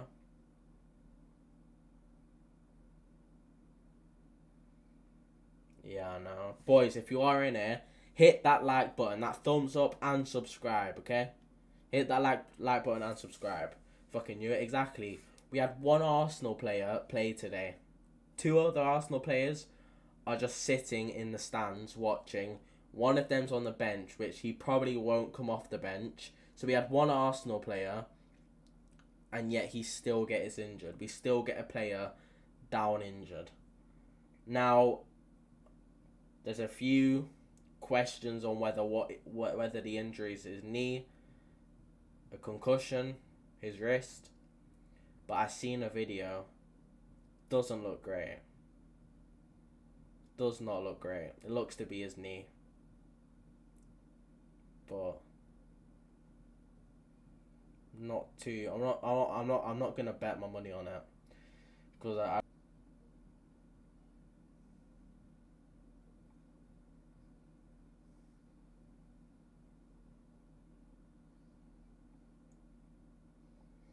Noni has that flair as well, so unpredictable with Saka out of form. We need Noni to step up. Exactly, that's the annoying thing as well. Because one, you can't rely on Saka. Not because of his poor performances. That can play a factor. But recently he's been very injury prone. Calvert-Lewin, no. But he's been very injury prone. So you want Noni to play every now and then. And Noni would have been perfect for Southampton, for the game against Bournemouth potentially. So that's frustrating. And also, yeah, Noni does bring us something different. That flair and unpredictability. Media will blame Arsenal for this performance. I wouldn't be surprised, to be honest. I would not be surprised. That's how the media are. They use Arsenal for clicks. Boys, if you are new in here, hit that thumbs up and subscribe. We're trying to hit 1,000 subscribers by the end of the season. Is that possible? Probably not. But let's set ourselves an unrealistic goal, which hopefully if we do hit it, that would be a miracle. So, hit that thumbs up and subscribe for daily Arsenal content. They'll find a way, exactly, young gunner. They will find a way. Yep, Noni is like our Doku, unpredicted without end product. Yeah, exactly. Either Arteta in or out. In. Out. Why would it be Arteta out? Just because we lost the cup final. I'm not saying Arteta out. We've lost 4 games in all competitions this season. And we've played 50 games. We've lost 4 games in 50. Arteta's still in for me if he wins us the league. I still think if Arteta doesn't win the league, I'm not gonna... Even if Arteta doesn't win the league, I just can't see, like, who would you get better than Arteta? Yes, you could get Enrique, but is that guaranteed? Absolutely not. Like, who can you actually get instead of Arteta? And can do a job like Arteta? And, like, the way that... Is that Dussel? I think so. I think so, Tom. Thank you, so am I. If there's so many arrogant people who are Arteta out, exactly. I just don't buy into it. I wouldn't mind if we... No, that's the thing, like, don't get me wrong, Mikel Arteta has so many levels to climb to get to that top manager status. And there already are top managers ahead of Arteta in the pecking order in terms of who are better than Arteta, like Luis Enrique, like Pep Guardiola, Ancelotti, like these international managers, whatever you call them. But there's no guarantee that we're going to get a Luis Enrique. There's no guarantee that we're going to get a top manager to replace Mikel Arteta if we sack him. That's why I just... And the way that Arsenal run at the moment, yours good, Yusuf, man. Everyone, if you are new in here, make sure you hit that thumbs up. You see that thumbs up down below? Quickly hit it. It's completely free and it will support the channel. It will support the channel massively. And also, subscribe. Hit that sub button. But yeah, what was I going to say? And the way that Arsenal run at the moment, it's literally perfect. You couldn't have asked for anything better with the way Arsenal run at the moment in terms of like the relationship between Berta and Arteta and the ownership at the minute. They're actually investing in Arsenal for once. And like, you know, the way that Arsenal have been going in recent years, it's just been up and up and up. And hopefully it carries on like that. With this year, hopefully we're in the Premier League. Palestri's coming on. I think is he ex-Manchester United or is he still playing for Manchester United but it's on loan? I'm not too sure. Yeah, he isn't a great in-game manager and using all his squad. I hate when he doesn't use all 5 subs. It's not even that. It's just like using Norgard when you don't need to use Zubimendi. He's just so stubborn in terms of playing Zubimendi, playing Declan Rice, playing Zubimendi, playing Declan Rice. You're thinking they need a rest. You don't need to play Zubimendi and Declan Rice against Wolves. Play Norgard. Like, he can play that game. So, true, and that's his biggest problem. He can't read the game. Yeah, he can't. Sometimes his in-game management is either could be spotless or it could be absolutely woeful. And that's what he needs to improve. And that happens over time. And that final against Manchester City where we lost, that was his first cup final since 2020. So he is still learning. And yes, it was so poor, but what makes you think Arteta's going to get worse from that? The next time we play Man City, we're going to play completely different, with better players like David Raya, and we're just going to play differently towards Man City. And don't expect the same at the Etihad. Don't expect Man City to go batter us, because they didn't even batter us. They dominate. They just had a 5-minute spell where they got 2 goals and it was game over from there. Yes, they controlled the game, but they didn't batter us. I think he should be more open-minded with players with characters, just like Eze or Diamond. Yeah, I mean, Eze was just about to hit that form, and then he got injured. And Diamond, yeah, I don't know. Ex-United, I think he plays for Granada. Yeah, I saw earlier, but I can't remember. I knew he played for Man United, but I don't know if it was ex or if it was on loan.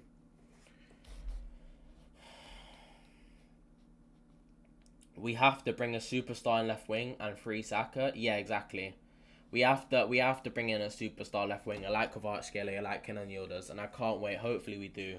By the way, Uruguay have a very good free kick in a very good position. It's very, what's the word? Scoreable. Like, yeah, that's, if it was Declan Rice, then if it was Declan Rice and he was playing against Real Madrid, I'll be 100% certain that he would have scored. I hope Timber clamps Cherki at the Etihad. Pep knows it's going to happen as well. Yeah, Cherki might not play against Arsenal, you know. Oh, and the free kick goes well over. I don't think Cherki will play, to be honest, because Cherki doesn't really play.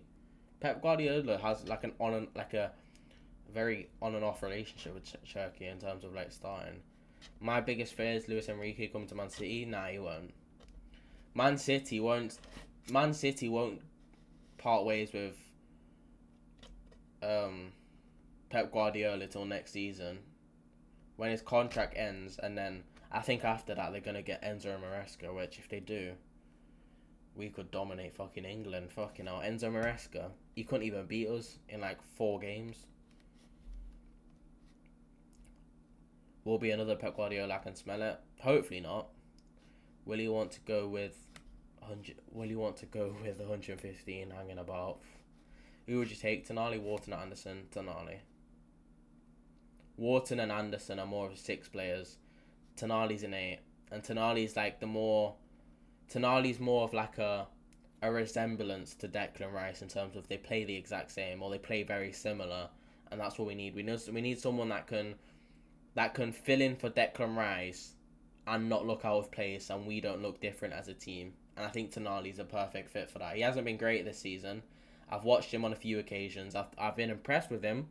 Like, I was very impressed with him against Aston Villa in the FA Cup, but then you also have games where he's been very non-existent. But then again, yesterday for Italy, steps up in the biggest moments, getting a goal and an assist.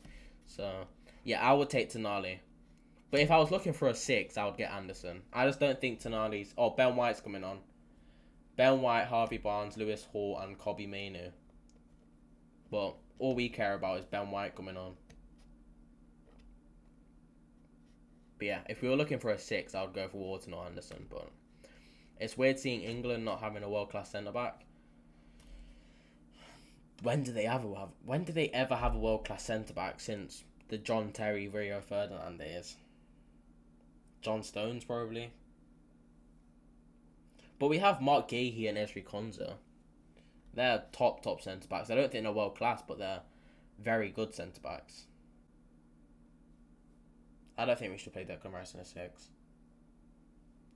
I think we should keep Declan Rice how he is playing right now, because he's been unbelievable. Why change it? But I think Rice plays great anywhere on the pitch. Possibly no. Don't get me wrong. Declan Rice can play at centre back. He can play at right back if he wants. He's done that this season, but his best position and where he plays the best is in that centre mid, in that 8 position. So why change it? You know what I mean? It's a foul for England though. Cole Palmer wins the foul. It's Jimenez that gives it away. No, it's not. It's Ugarte. Do you also find it weird how many people don't want Odegaard as captain?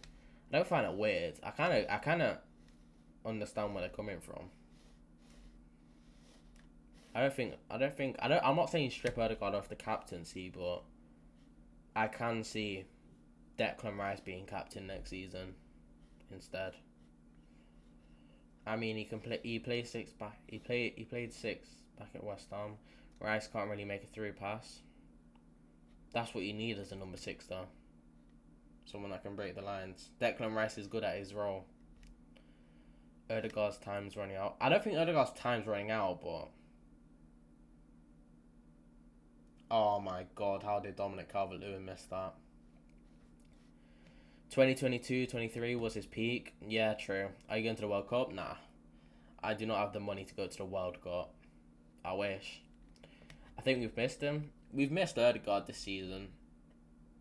I think when he comes back from injury, he's gonna be very important, especially with Eze out injured. But I don't think he's been great. He's been quite poor, but we have missed him. For me, Big Gabby or Rice should be our captain. If you're gonna pick one, it should be Declan Rice. It just in terms of like speaks English. He's at the center of. He's basically in the middle of the pitch. So then he can communicate to anyone across the back line, the attack. Whereas Gabby won't be at, like, imagine Gabby trying to scream at Saka with 60,000 fans. And I know that's stupid to say, but that is what a captain does. A captain leads by example. Normally the captain is a midfielder. That's why it's a bit weird how our number 10 is the captain. I don't think Odegaard's a bad captain. I think Odegaard's a unique captain, but it's just in terms of like the availability. The availability that Odegaard offers, especially this season, hasn't been great. Uruguay is so dirty, by the way. So dirty. That challenge on Jared Bowen into his knee.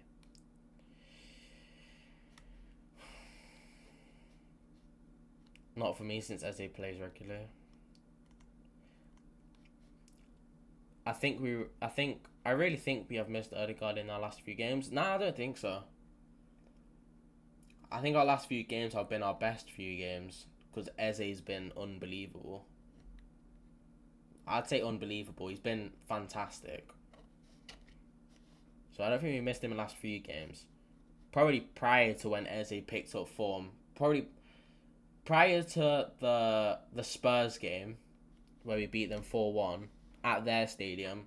That's when you say we probably missed Odegaard, but I don't think so. The game has been stopped. I don't think we draw that Wolves game with Odegaard. The City game speaks Eze, honestly, yeah, but unfortunately he's going to be out injured, so I think he's going to be out injured for that game. For me, Eze starts next season and bring back Ethan Waneri. Sell Odegaard.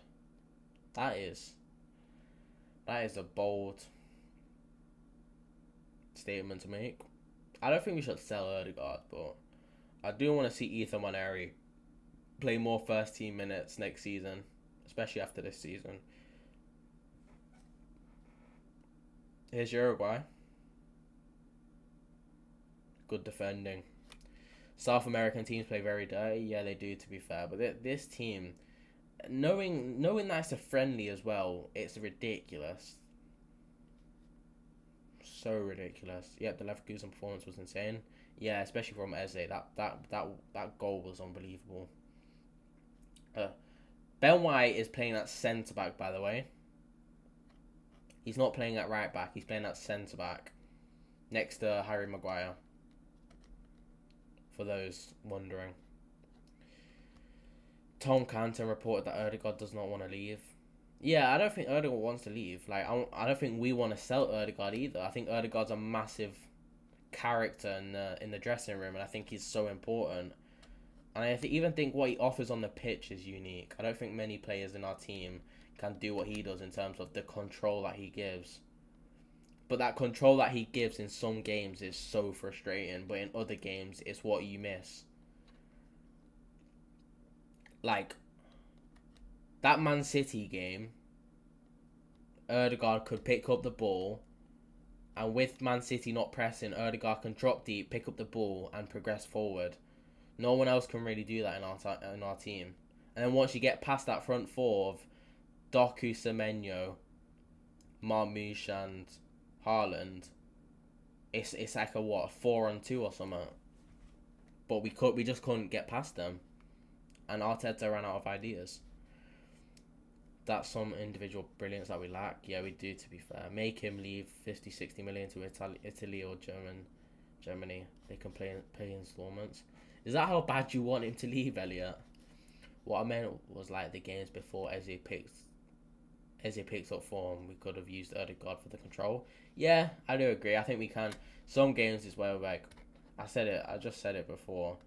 Some games is where he can be so frustrating in terms of him controlling the game too much and dropping deep when he doesn't need to. But at the same time, when he's not there and you need control and you want someone to progress up the pitch and drop deep and collect the ball and move forward, that's when you miss Ødegaard, and I thought we missed him against Man City. He plays good against small teams and less physical teams. Yeah. He definitely does struggle against a physical team. And I thought he struggled a lot. I don't know what game it was, but it was a very physical game, and Ødegaard was just non-existent. Cole Palmer's just been nutmegged by a centre-back. Yep, I don't rate Ødegaard, unfortunately. He always slows our pace. That's the issue. Yeah, he does slow our game a lot. And that's... How long have you been a fan, mate? Me. Since I was born.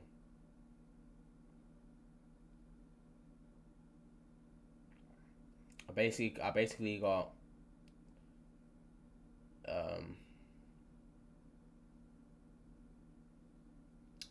What was it? I got born into being an Arsenal fan. Because, surprisingly, it's not my dad that...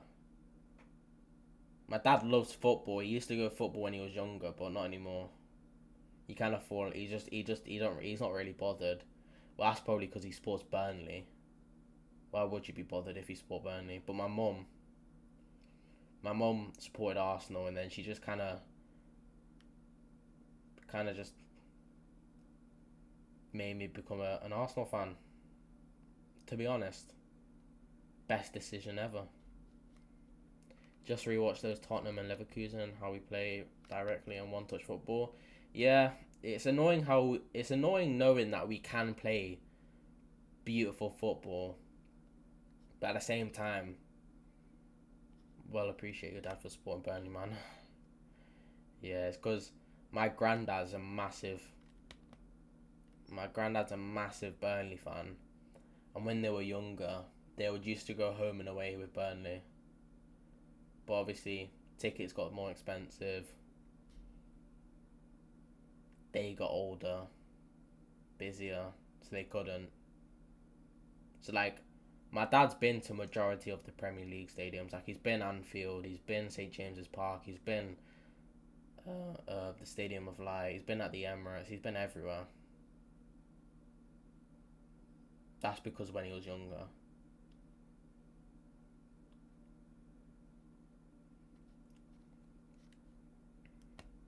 Yeah, but what I was speaking about before is it's annoying knowing that we can play free-flowing football and nice one-touch passing movements and all this patterns and all that.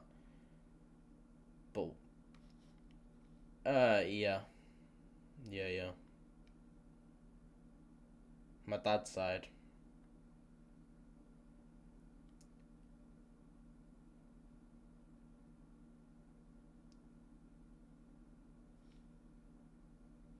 My great granddad supported Arsenal. He helped design the shirts, and he also used to sponsor them as well. So, him being an Arsenal fan passed through to me. Go on, lad. That's quite a cool fact to know. If that is true, if that is true. That is sick.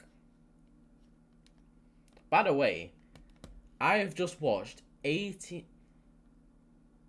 Has Ben White just scored? Mine's delayed, so I was gonna say it's 80 minutes in, and it's 0-0. If Ben White scored, that's hilarious.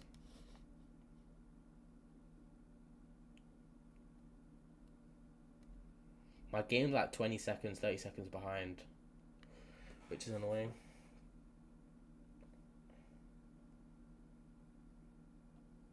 That would be so. Oh yeah, it is Ben White. Benny Blanco. Sorry for the spoiler, bro. It's all good, man. It's a friendly. If it was Arsenal, I'd be fuming. But it's a friendly. Benny Blanco.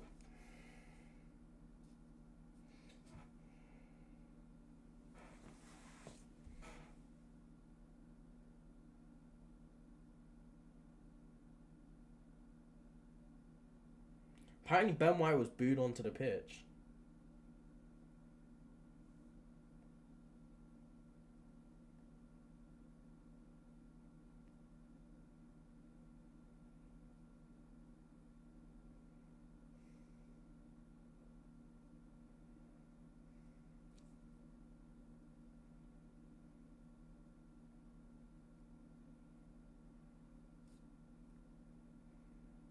After all that crap we went through as well. Yeah, true.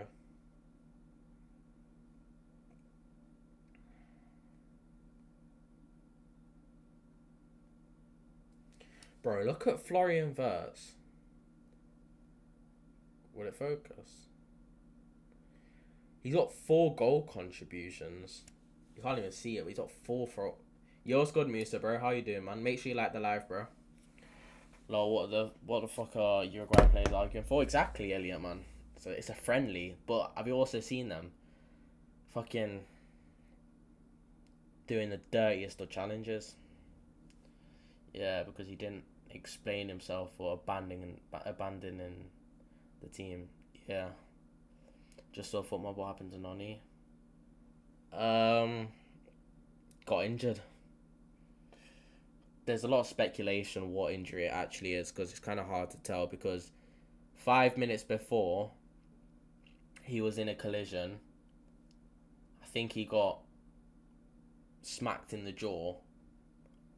But then also people are saying it was his knee. So it's one of the two. It's either his knee or it's his concussion. Which either isn't great. So hopefully he's okay, but you never know. But Ben White scored the most. Like, if it was anyone to score, you would want it to be Ben White. As an Arsenal fan. As an England fan, no one wants Ben White to score because of what he's done in the 2022 World Cup. But I don't care because I love Ben White. Either will take at least a month. Wish we kept on Harry. Nah. Germany 4-3 Switzerland. Yeah, I know. Fucking. I wish that was like England, but we're winning 1-0. Yoko's hat-trick, by the way. Yeah, I know, I've seen it. It was actually a good hat-trick as well. The first goal was a poacher's finish, just right place, right time. Second goal was just a brilliant solo goal. Third goal, penalty. What more do you want from Yokeres? I also seen Norgard scored. Norgard, Ben White, Yokeres. Calafiori played well as well. Noni Madueke came off injured. Just had to ruin it, didn't it? I missed Epil already. But I feel like Arsenal needed a break. I think Arsenal, like, players needed a break, like Gabriel Saliba. But I also think, like, the fans needed a break.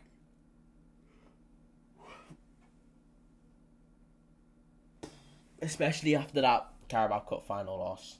Like, if we won that Carabao Cup final, you would be so annoyed that the Carabao Cup, the international break is here. But because we lost it, it kind of couldn't have come at a better time for Arsenal.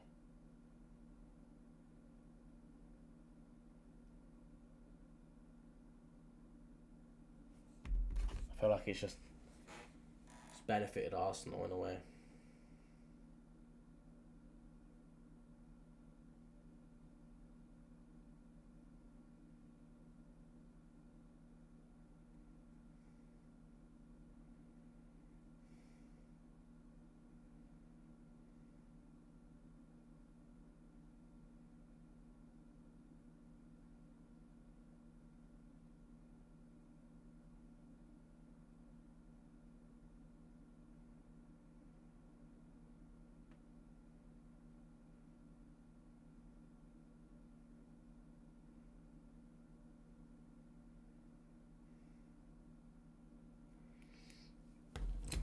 Yeah, I definitely needed a break. That's why I'm not even watching any football, but I'm going to the stadium on Tuesday to watch South Africa. Who's your favourite South African player? Is it Lyle Foster? I don't know why I said Lyle Foster. I feel like that's the only player I know. I don't I don't think I've watched Lyle Foster live. How old are you, mate? The big 1'7", turning 1'8" very soon. I say very soon, but turning 1'8" this year. Do you think Man City have the worst fixture? What do you mean? Nah, he's bad for us. They play him because he plays in the Premier League. But I like our number 10, Mofa Keng. Is he? Is Lyle Foster bad? Yeah, true. I can see him playing just because he plays in the Premier League. I can see that. I can see that being the reason, to be honest. Which is a bit of a dumb reason, but I turn 18 next year. Go on, lad.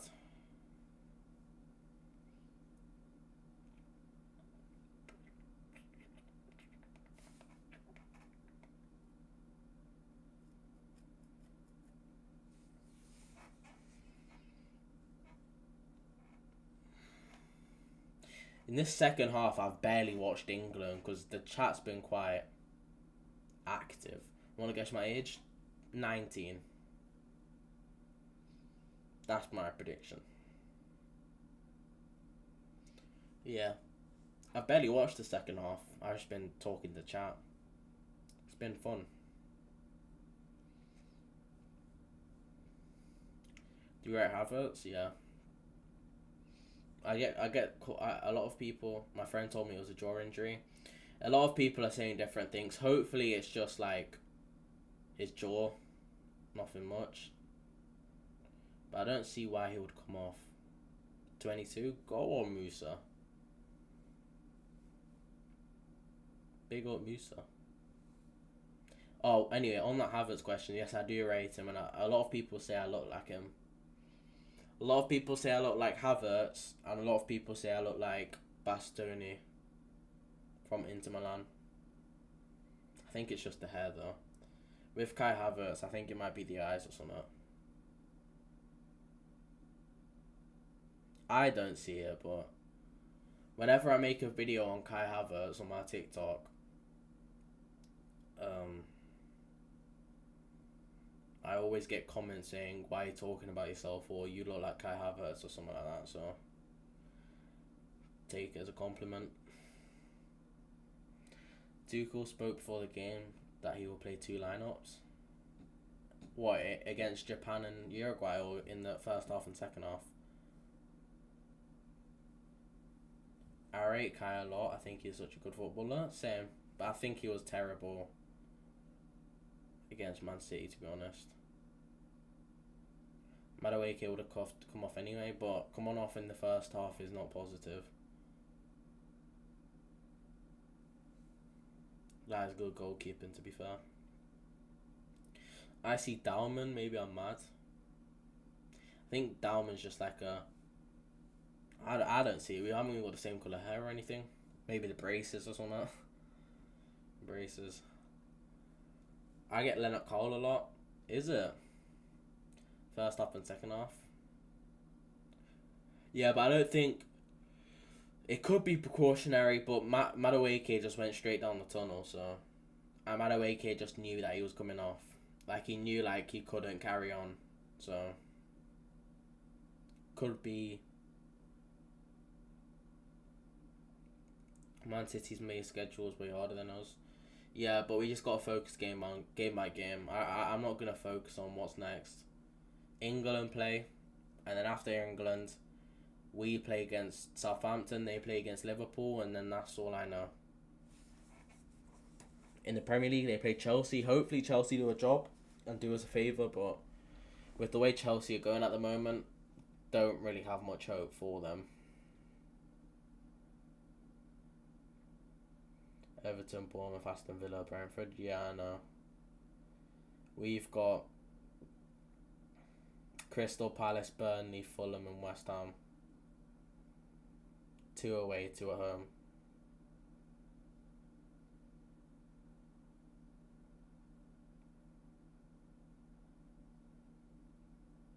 Fucking hell. Uruguay are quite embarrassing. How is he crying for a penalty that bad?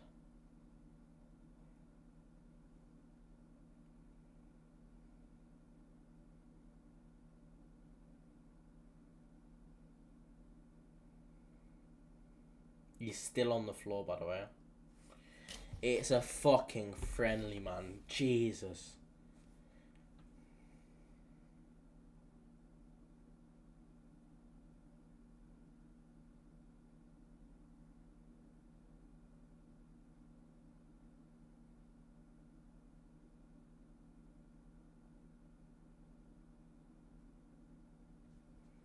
Right, I'm off. I'm gonna play some RDR2. What's that? Have a good night. I dropped a sub and a like. I'll try to tune in tomorrow if you're live. Appreciate it, young gunner man. Just before you leave, my YouTube videos, if you could just drop a few of them a little like button, that'll be much appreciated. Just to support the YouTube videos as well. And everyone else in the live, if you could do that, that would be massively helpful. So the Lewis Skelly video, the Miles Lewis Skelly video, wouldn't mind a little like. It's a fucking pen lol. Is it actually? Read somewhere that the squad's still on. If we win the treble and Spurs go down, that's quad for us. Yeah, exactly. That is true, Musa. Oh, Red Dead Redemption. Yeah, okay.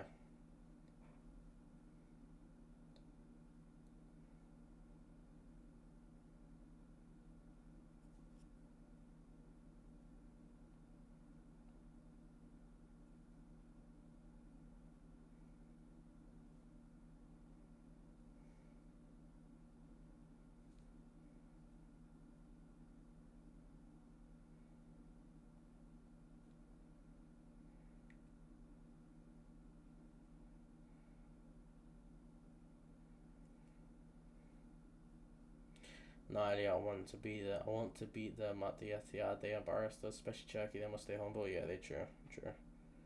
We need to humble them.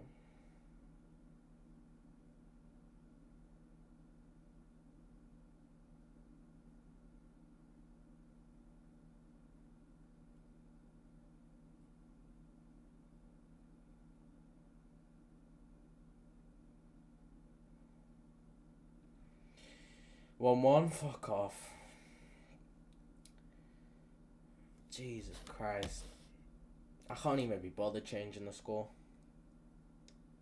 It is quite embarrassing.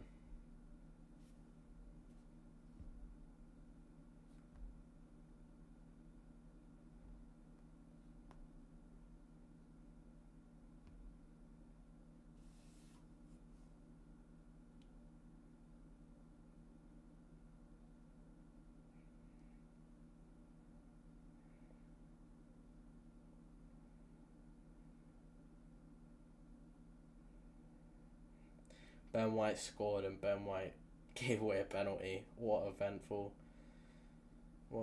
few minutes for Ben White.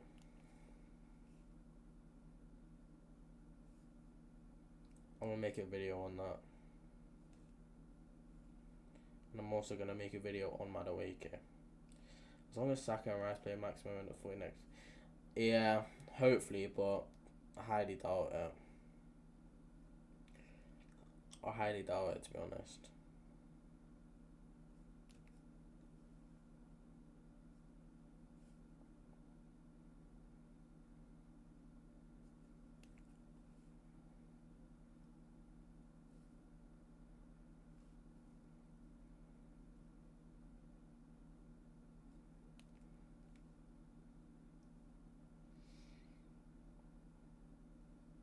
They're still going down on the floor crying.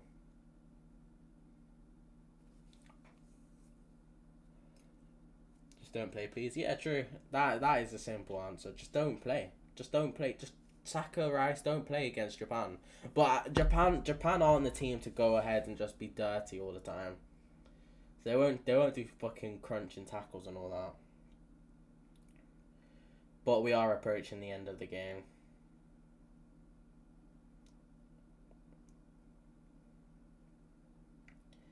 England 1, Uruguay 1. Looks like it's going to be full time as that. Uruguay throwing. They actually could. Where's the game? It's on ITV. It's at Wembley, if you're asking. It's on ITV. It's at Wembley. I don't know which question I've just answered.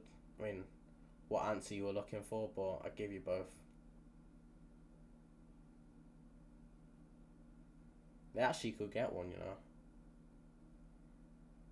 Oh my god.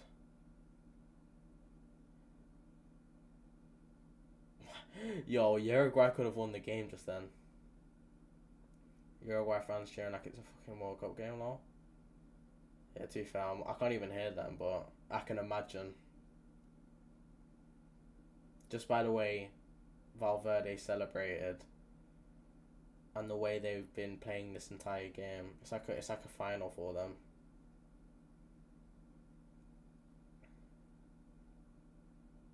Oh my god. Even next week, Wembley still. I'm not too sure about that, to be honest. But at the start of the game, I seen it's at Wembley, and I'm like, fucking hell, it's only been 4 days and we're still back here. Full time, boys and girls. Full time. England 1, Uruguay 1.